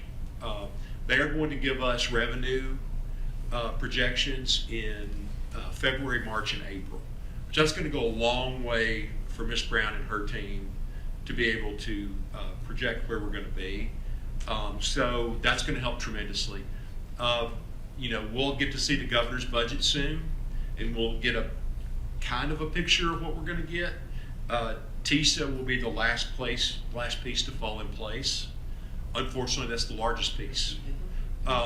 So we'll get a run each month of what TISA looks like. So we'll begin to be able to put the pieces in place.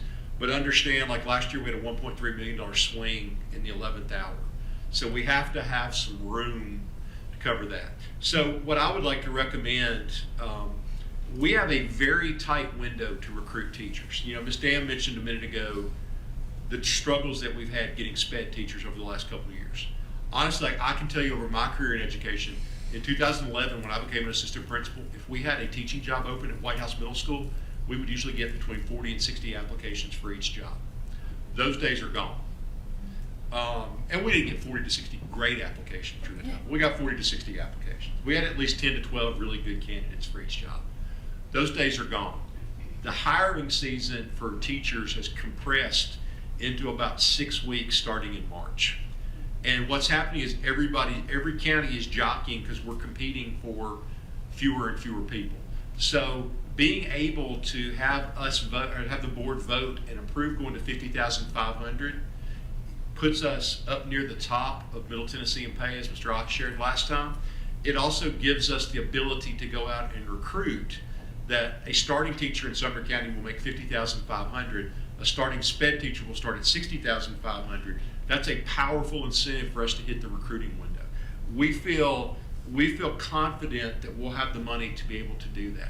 If we have more money, right, like if we hit a windfall and we're able to go higher than 50,500, no one is going to object if we go to 51,000 or 52,000 or something like that. It would just be a different budget equation when we got to the top. But what we can definitely do, we feel confident going to 50,500 and then building the rest of the budget around that number, hoping we can go back and do more on the back end. You know, again, a huge advantage to communicate to our current and future employees. This would go across the board. I saw something on Facebook that was asking, like, I'm an 18th year teacher, what do I get? We don't just give, you know, if you just gave a raise to a first year teacher, you would get compression. And some districts have done that, and they're in a bad shape right now. They gave you a higher initial salary, and then you made that salary for 5 years. It's hard to break out of that. It was gimmicky, and it worked for a while, but then when everybody else raised, it put them behind the 8 ball at staying current with everybody. We think it's best just to go ahead and give those raises across the board. It'll be a lot smoother this year because last year we had to fix the scales, because I won't go into all of it, but the teacher pay scale we had until last year had evolved over about 40 years. And we used to do this thing where you got a county raise or a state raise, and it went to 19 years, and then it went to 21 years, and there were odd little points where it broke. And so one year you might get a 0.4% raise, and the next year you might get a 1.9%.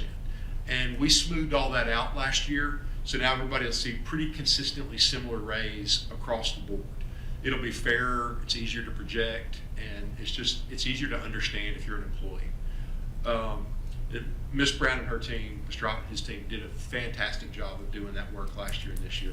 And we've already, just to give you an idea, just my cabinet, we spent over 18 hours in January already working on budget. They have done an amazing job.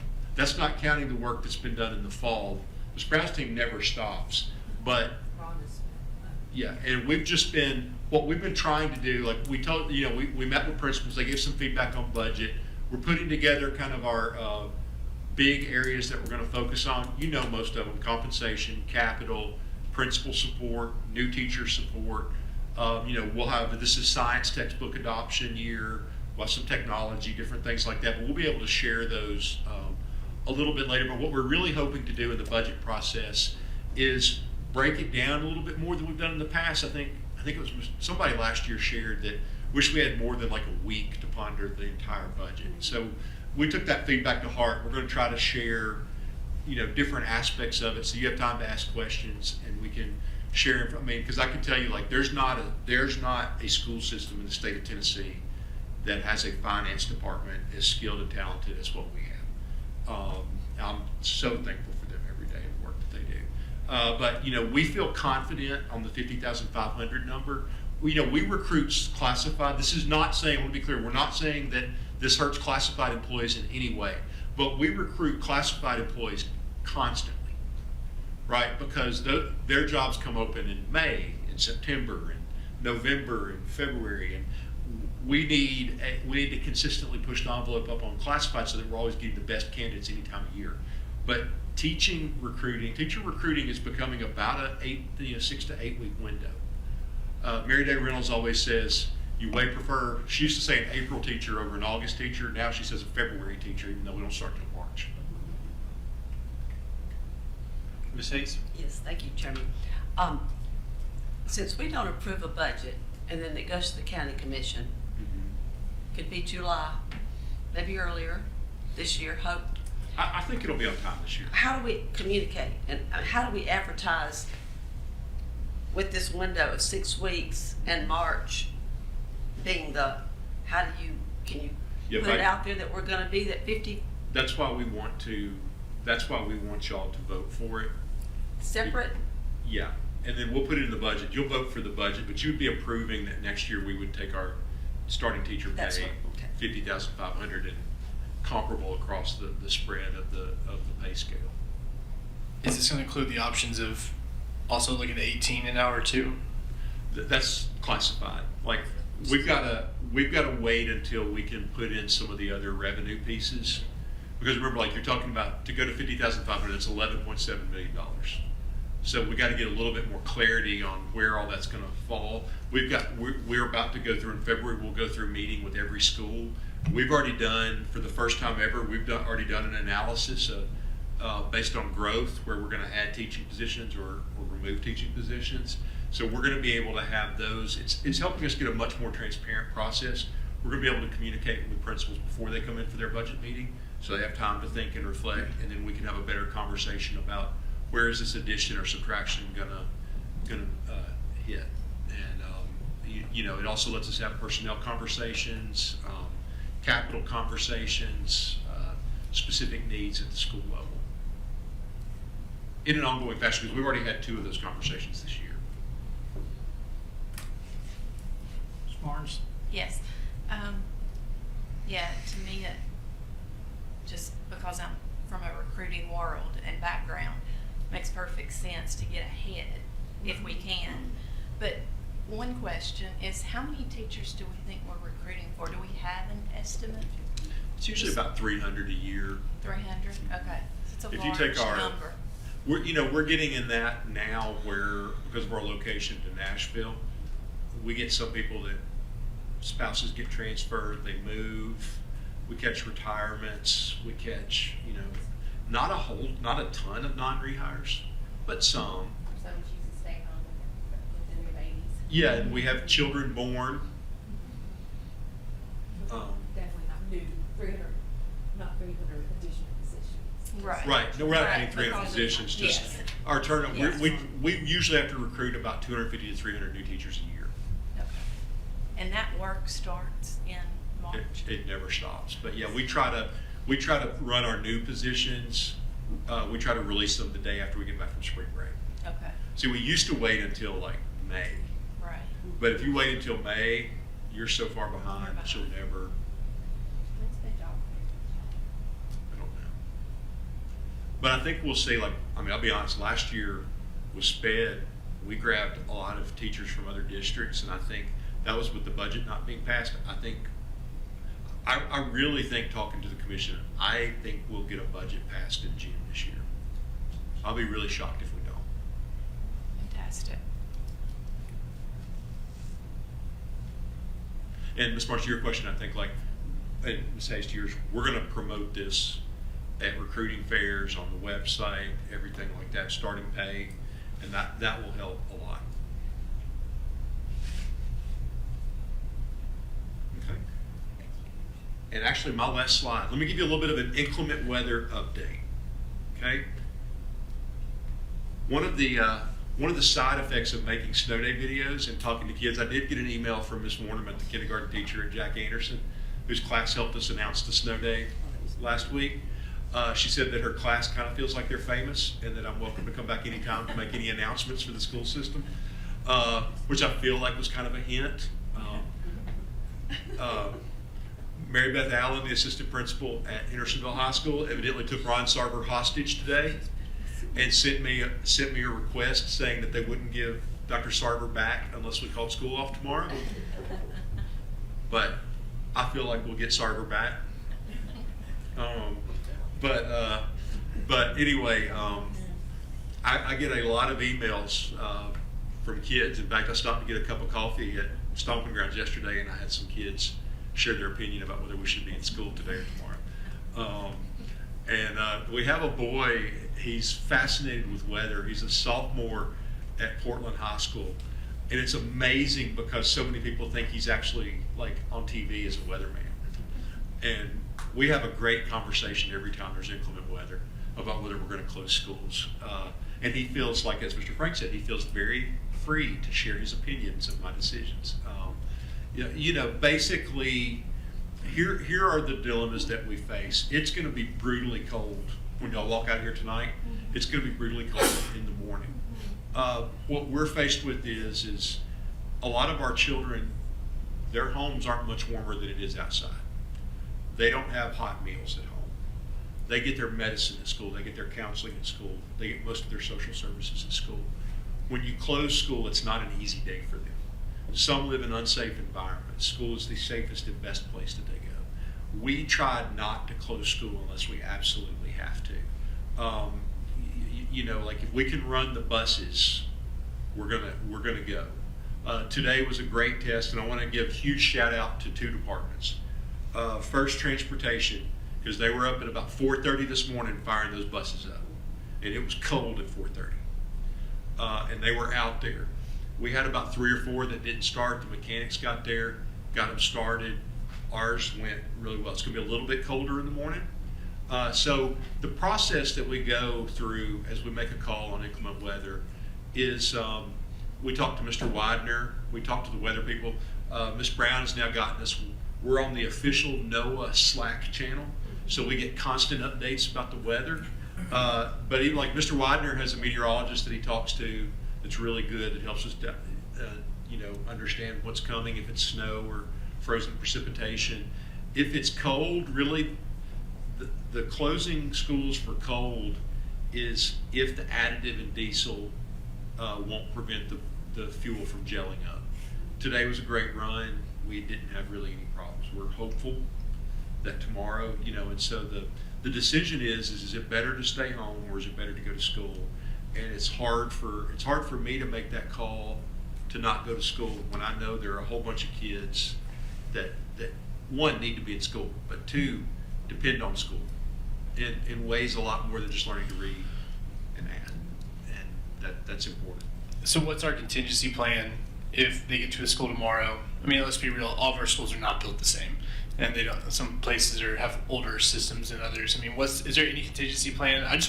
Before we start getting questions, the first time school board member, we have a situation like this, I would like to be prepared for the questions I get from parents. Yeah, so you're going to hit what I like to call weather-based hysteria. Okay? Like today we had a school that was supposedly freezing cold. Jeremy, what was the temperature? 7. Now, when you open all the doors at the start of a school day and you bring a whole bunch of kids in, it will be cold in the hallway. We will have some units that will go out. But like today, we just moved kids around like we would any other day if it was hot or cold. I don't think the easiest answer that you can always give is, that's a Dr. Langford call. His email is robert.langford@sumnerschools.org. That would be the advice I would give you. That's that is my job. But I think just to understand it, it's like we will always have some units that are out. Our maintenance department works fast to get those units back up and operational. Really the biggest limit that we have is, for some reason, it's hard to get parts. And we move as fast as we can to get those parts. But, our principals are very adept at moving classrooms around. We don't have a single principal in this county that's going to leave kids in a room that's 45 degrees. Now, the hallways will be chilly until about 9 or 10 o'clock because schools are not set up in the hallways to run heating and cooling. They're set up to run it in the classrooms. One of the side effects of safety is used to you heated them by opening all the doors in the school. We don't do that anymore because it's safe, but it will be warmer in the rooms than it is in the hallway. Mr. Johnson? Just two things to note. One of the things that we are doing, maintenance is doing because of this extreme cold, is that we typically, as part of our energy management, we turn the heat off at a certain point at night, turn the heat back on right before school starts. We're running them around the clock next couple of days. That way the building's warm. You don't have that time up. And we really only had one classroom today where we had an issue where it was cold. Maintenance brought in space heaters and had a temporary fix to that. When you get a question as a board member about HVAC units being down, not working, how long they're down, what it typically is about is parts availability. Sometimes it's a unit where we can get a part right away because we either have it in the warehouse or we can find it in stock somewhere. Sometimes it's something we have to hunt for. Our maintenance department goes out, and the units that we know that are older and the parts are more difficult to find, they go ahead and look for those parts and buy them. Kind of like you do with an old classic car, right? You get a 65 Mustang, so you keep the parts for it when you can find them. We try to do that. So typically what we have right now is an issue where we're trying to track down the parts and fix it. But we really didn't have any significant things today. And I just wanted to note to everybody, though, that we have changed our typical practice where we cut it off at night. We'll be running them around the clock till we get through this cold spell. I think that's an important thing, Sheriff, is if somebody asks, we run that around the clock. The second thing I'll warn you about is we have really creative teenagers. My favorite of all time when I was a principal, I had a kid that cloned Jeremy's Twitter page and tried to close Sumner County Schools, and it went viral. It was pretty amazing cloning. He really did. I was really proud of him, except for the fact that we had to put him in school. I told him, this is a great story. You're going to appreciate this your whole life. You're going to get to ponder it for a day or two in school. But it was pretty cool. It looked just like him too. It was pretty good. Yeah, and just to note, my Twitter page exists solely to talk about the Tennessee Vols. So if you see anything school related, it's not me, because it has one purpose. Which leads us to the third level, which is Tennessee Vol panic, right? Like, no fan base can panic like the University of Tennessee. Oh, All right, moving on. okay, we'll change the subject. Change the subject. How about that NASCAR? I got a question about, I have gotten these questions in the past, the kids waiting at the bus stop. Parents have to get to work, kids go out, they wait at the bus stop. So that is a concern at 3 degrees tomorrow morning, they say, somewhere in there. So that is a question that I've gotten in the past. I think we would encourage any parent, like, if you wanted to keep your child home because of the cold, keep them home. Yes. But I think too, like, we've also got, where's the bus at? Most of our kids are being picked up really close to their house. We don't have a whole lot. Like, if you live out in the country, like I did, it was a quarter mile down the road to catch the bus. But, even on those days, generally somebody would sit out there, grandmother or someone would sit there in the car until, but, it is absolutely a thing. I will say this, one of the things I really celebrate is our bus drivers were out on Monday while we were closed, passing out winter coats at 2 or 3 locations around the county. And our Family Resource Center, you know, if you get, that's another thing I would encourage you. If someone reaches out to you and says, I saw a child without a coat, let us know and we will get them a coat. I promise you right now in any middle school, there are enough coats that have been left behind. There is around $1,800 of clothing in every middle school right now. Like really nice stuff too. But we actually have new coats, new gloves, new hats. Our community from our churches to our Family Resource Center to the schools themselves generally have a bank of, you know, we won't let any kid go cold if we know that they need something for winter gear. And really proud of the work that our teams do. Even a bus on my road, which is rural, they stop at every driveway. It is not like a central location, so, and they wait, especially on cold mornings. They're gonna honk the horn, they're Right. yeah. So if a child's in the home, they could come out when the bus comes right up to the. Yeah, they're pretty consistent, and then, you know, they run these routes every day, so they run them, you know, they know who's a little bit slower getting to the door and that Absolutely. kind of stuff. Yeah. And I mean, you know, I'll be honest, tomorrow is a tough call because it is going to be bitterly cold in the morning. You know, because I also have concerns about always the safety of our drivers and our parents getting out. But, you know, when you weigh that against the needs of our kids, they're safer, better fed, better taken care of when they're at school. And, you know, we have some school districts that have been in school 3 days in January. And I can't justify that as an educator. That's all I have to share. I'll yield the 220 slides to Mr. Lane. All right, thank you, I appreciate that. Get back to our screen, so, there we go, almost. All right, next item on the agenda, new business, discussion or action regarding the district-wide school safety training. Motion to approve, Mr. Evans, second, Ms. Brennan. All right, I know there was a question, Mr. Lacy. I just got one question. Is that generally the normal cost for any type of safety training? Is this just standard cost? Yeah, because I think when you're talking about like 6,000 people, that's pretty I mean, and this is like, I think you talk to anybody in the industry, this is the best. $25 a person, is that standard? Is that right? Pretty inexpensive. Okay. Yeah. Oh, I would say that for the quality of this training, I've been to it 4 or 5 times. That's a very good deal. Yeah, you could get it cheaper, but it wouldn't be the same. Yeah, it'd be like more video driven or something like I don't say it's that. a good deal much, but that is a good deal. What's that? I said, I don't say it's a good deal much, but that is actually a really good deal. Yeah, if she says it's a good deal. I don't That's think you got it right. Ms. Hayes? Yes, Chairman. Does this program bring in people to help, or do you do this in-house with your leadership? Oh no, we're hiring these folks to They bring come in this with their whole, Yes. Do you want to give them a little background on how many people does it Yeah. take to do?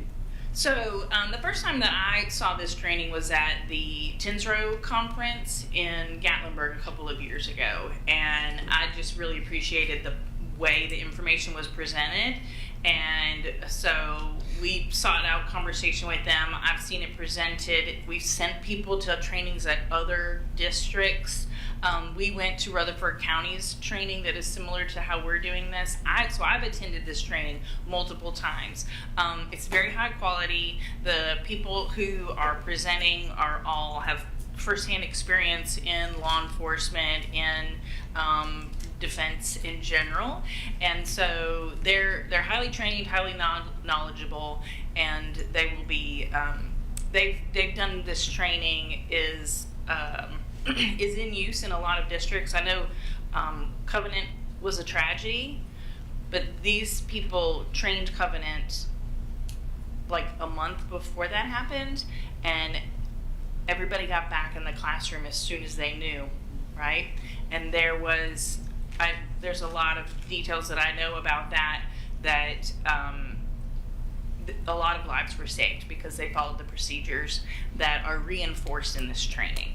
And those are procedures that we use already, but the way that they're presented with the evidence, with the sort of the presentation of it, I can tell these things, I could tell these stories and this information, but not the way that they do. And in fact, I have taken pieces of it and presented it to principals, and then I said, you got to hear from the real people, and it's much better, much more effective. Yeah, I think when you have a room of principals and SROs, and you could hear a pin drop for about 3 hours, then it tells you like it's hitting hard, and that's the way the training that I was at. That was absolutely the way it was. Okay, Ms. just Barnes? a quick question, this is probably a future question, but any requirement or maybe a recommendation from them as a refresher to this training, once you do it?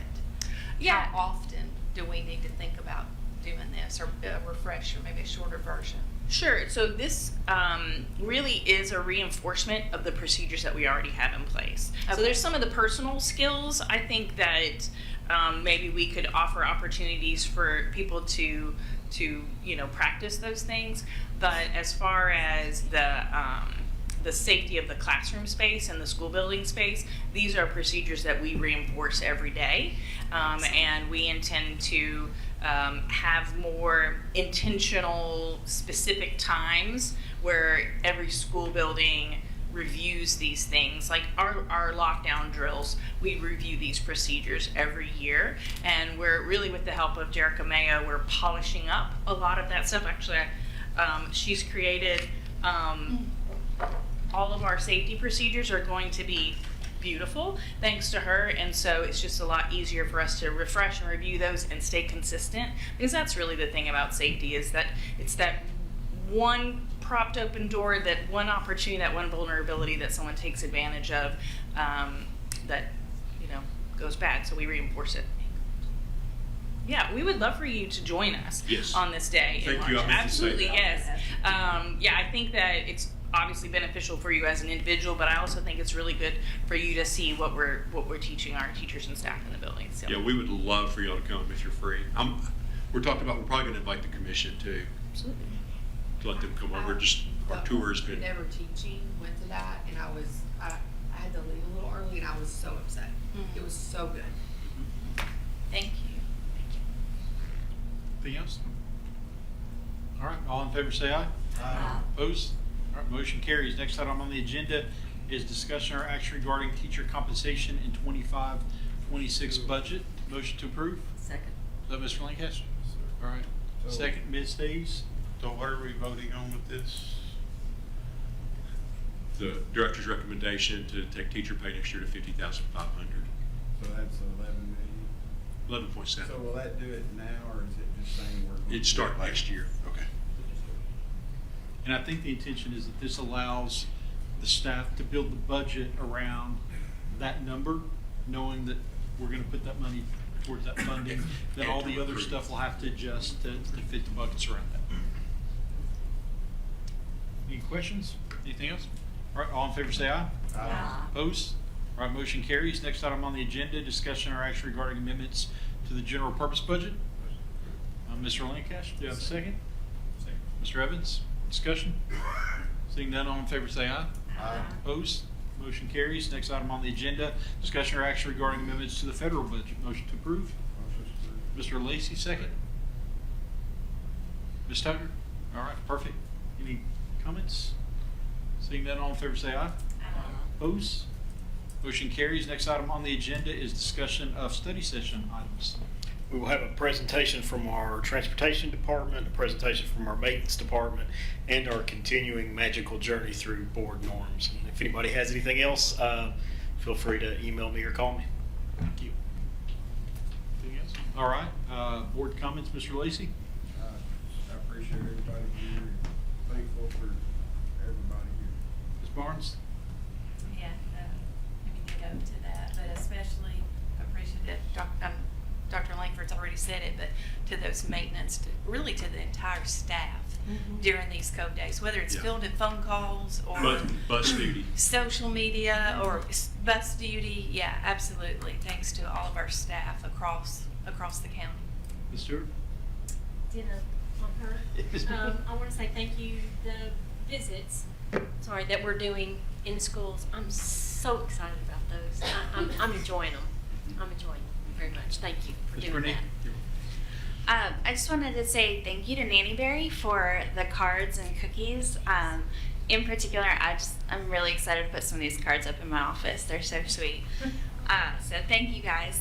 And then I wanted to highlight that the Sumner County Academic League is having their county tournament, the championship, this weekend. You have never seen anything more interesting than a bunch of middle schoolers answering questions that are so off the wall across a variety of topics. I highly encourage each of my board members to come for at least a little bit on Saturday. It will be held at the Gallatin High School. Doors open at 8. They'll pretty much be going all day. The top 16 teams will compete in a March Madness style bracket tournament in the afternoon, but all 30 plus teams will be competing all morning to hit those slots.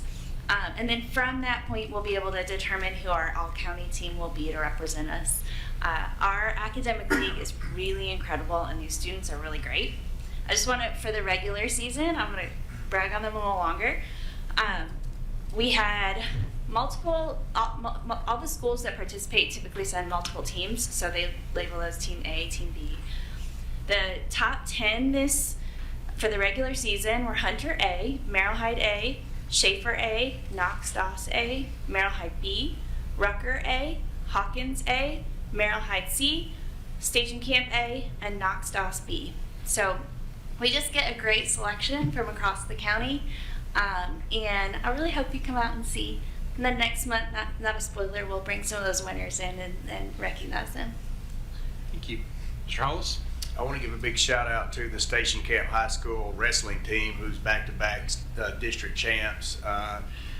And I guess for me, it's something that I'm very passionate about, because I used to help coach with those guys, and my son is wrestled with the Sumner County Wrestling Club, which is something I think we need to revisit at some point. There's a group of, because Sumner County is not participating in the middle school wrestling program, these volunteers have taken over wrestling in this county, and it's becoming difficult for them to get matches because the other counties around are participating in the middle school. So I feel like that's something we need to address. And those guys, they put in so much time, and it's volunteer, no pay, and they have put these kids in our high schools, and they are doing an awesome job. So kudos to Tyler Karen, Joe Reiger, those guys that are doing this for our kids.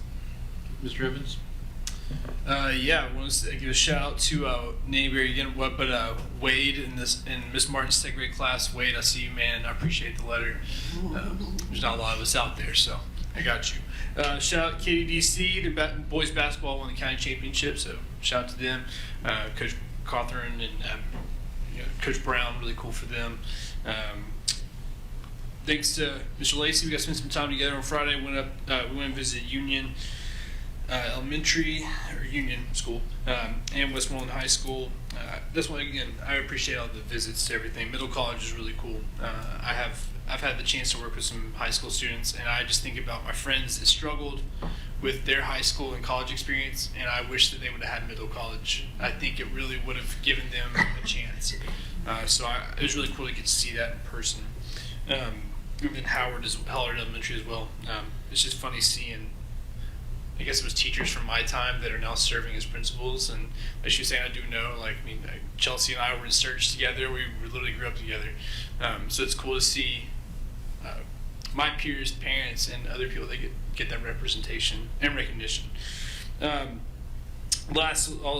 Yesterday was MLK Junior Day. Just going to end with a quote. Also, my daughter's 4th birthday. Shout out Emmy.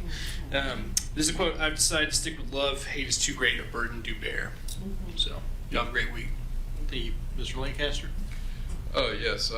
Gonna, I guess, add a little bit to what Dr. Langford said about our Family Resource Center. When it's this cold outside, I know I was out last night walking my dog, who seemed to take forever to do what he needed to do, and I didn't have enough layers on, and it got me to thinking, how many of our kids, and I immediately pulled out my phone and texted Kathy Graff and said, hey, y'all need anything? Can I help promote anything in any way? And she's like, we're pretty good on items. So always can use funds, because we have, and I did ask, I was like, how many kids do we have right now? Because this is, my daughter and I had this conversation yesterday as well, because she's like, Dad, all these other places are out of school. Like, why are we going? It's so cold. And I'm like, Blair, there's 351 kids in Sumner County that are McKinney-Vento students that are receiving some sort of homeless service. And, I know, she's 14 and don't want to go to school. But for some kids, it's the best part of their day, simply from the standpoint of it's warm, they have food, it's safe, and it's, I get it, it's cold. I don't want to go. I worry about kids standing out of buses, but I really worry when it's 5 degrees outside, the kids that are those 351 kids. And so, I get the argument both ways, but I really am concerned about them. But bring it back, support our Family Resource Center, and I appreciate so much the work that they do. And kids don't have the right clothing for the right seasons. They can go there and get what they need. Miss Brown was telling me just a little bit ago during the little quick recess break that, hey, they put a family in a hotel tonight because they didn't have, a home, a roof in a warm home. So that's the kind of stuff that, not everybody realizes just how fortunate some of us are and unfortunate others are. And so, especially when it's this cold outside, just keep those people in mind as well. Thank you. Ms. Tucker? Well, I'd like to give a shout out to Nanny Berry for the neat little Valentine gift. So I thought that was really sweet that they thought of us for that. I hate that I've missed the school visits so far. My schedule just has not allowed it. So I'm looking forward to being able to do some of those very soon and picking up with my principal visits again real soon. Thank you, Chairman. Thank you to Nanny Berry for these sweet treats. And I know I ran into Lee Oliver. She's the one that delivered these in the hall. I said, what are you doing here? She goes, oh, you've got some little treats at your seat. And I said, what's the occasion? She said, well, Valentine's, but I think next week, is it School Board Appreciation Week, she said. So I appreciate each of you. Let me just go ahead and tell you that. As servants of this community and in the school board world, I appreciate you all. And I'm looking forward to read this. Reminds me of my teaching years to get these sweet little drawings and notes from students. Tomorrow I get to take place, get to be a part of, Ellis Middle School is having the Great Shake. Are any of you all? Yay, I'll see you tomorrow. So, okay, was that you? Okay. So I give you a report. We can give you a report next month. But this is encouraging the soft skills with students. So we'll get to judge them in a very casual kind of manner of just conversation, eye contact when you're speaking, the handshake, just how they do with this. And we want to encourage that. As much as academics is important and our athletics and the arts, it's these soft skills with students that are so valuable that I think we've been missing that. So I'm just excited to be a part of that, and we'll give y'all an update next month on how that goes. But I appreciate each of you. Thank you. Thank you, Ms. Hayes. I think tonight was a great representation of how amazing our county is from the students. I know we were focused on some athletics, with the cheerleaders and the soccer team, but our staff and their continued focus on trying to make us better, constantly improve, see where we struggle, and provide our students. And I know we talk about this all the time. It's not just about getting kids. I think Mr. Frank said, he said, we had a problem where we were trying to get our kids to college and not through college. And I think the vision of trying to help our students become successful adults through college, through career, whatever that is. You can see that in the focus of our staff. You can see that through the focus of our administrators, and I think that separates us from a lot of other districts in the state and the nation that are so focused on numbers and data and everything else. They often neglect that there's actual people involved. And I like that we always tend to keep our focus on those students and what's most important. So thank you, board, for your engagement. It's always great to hear all the great questions that we have and how engaged you are in learning and supporting our staff as we continue to move forward. So with that, I'll see you next meeting, and meeting adjourned.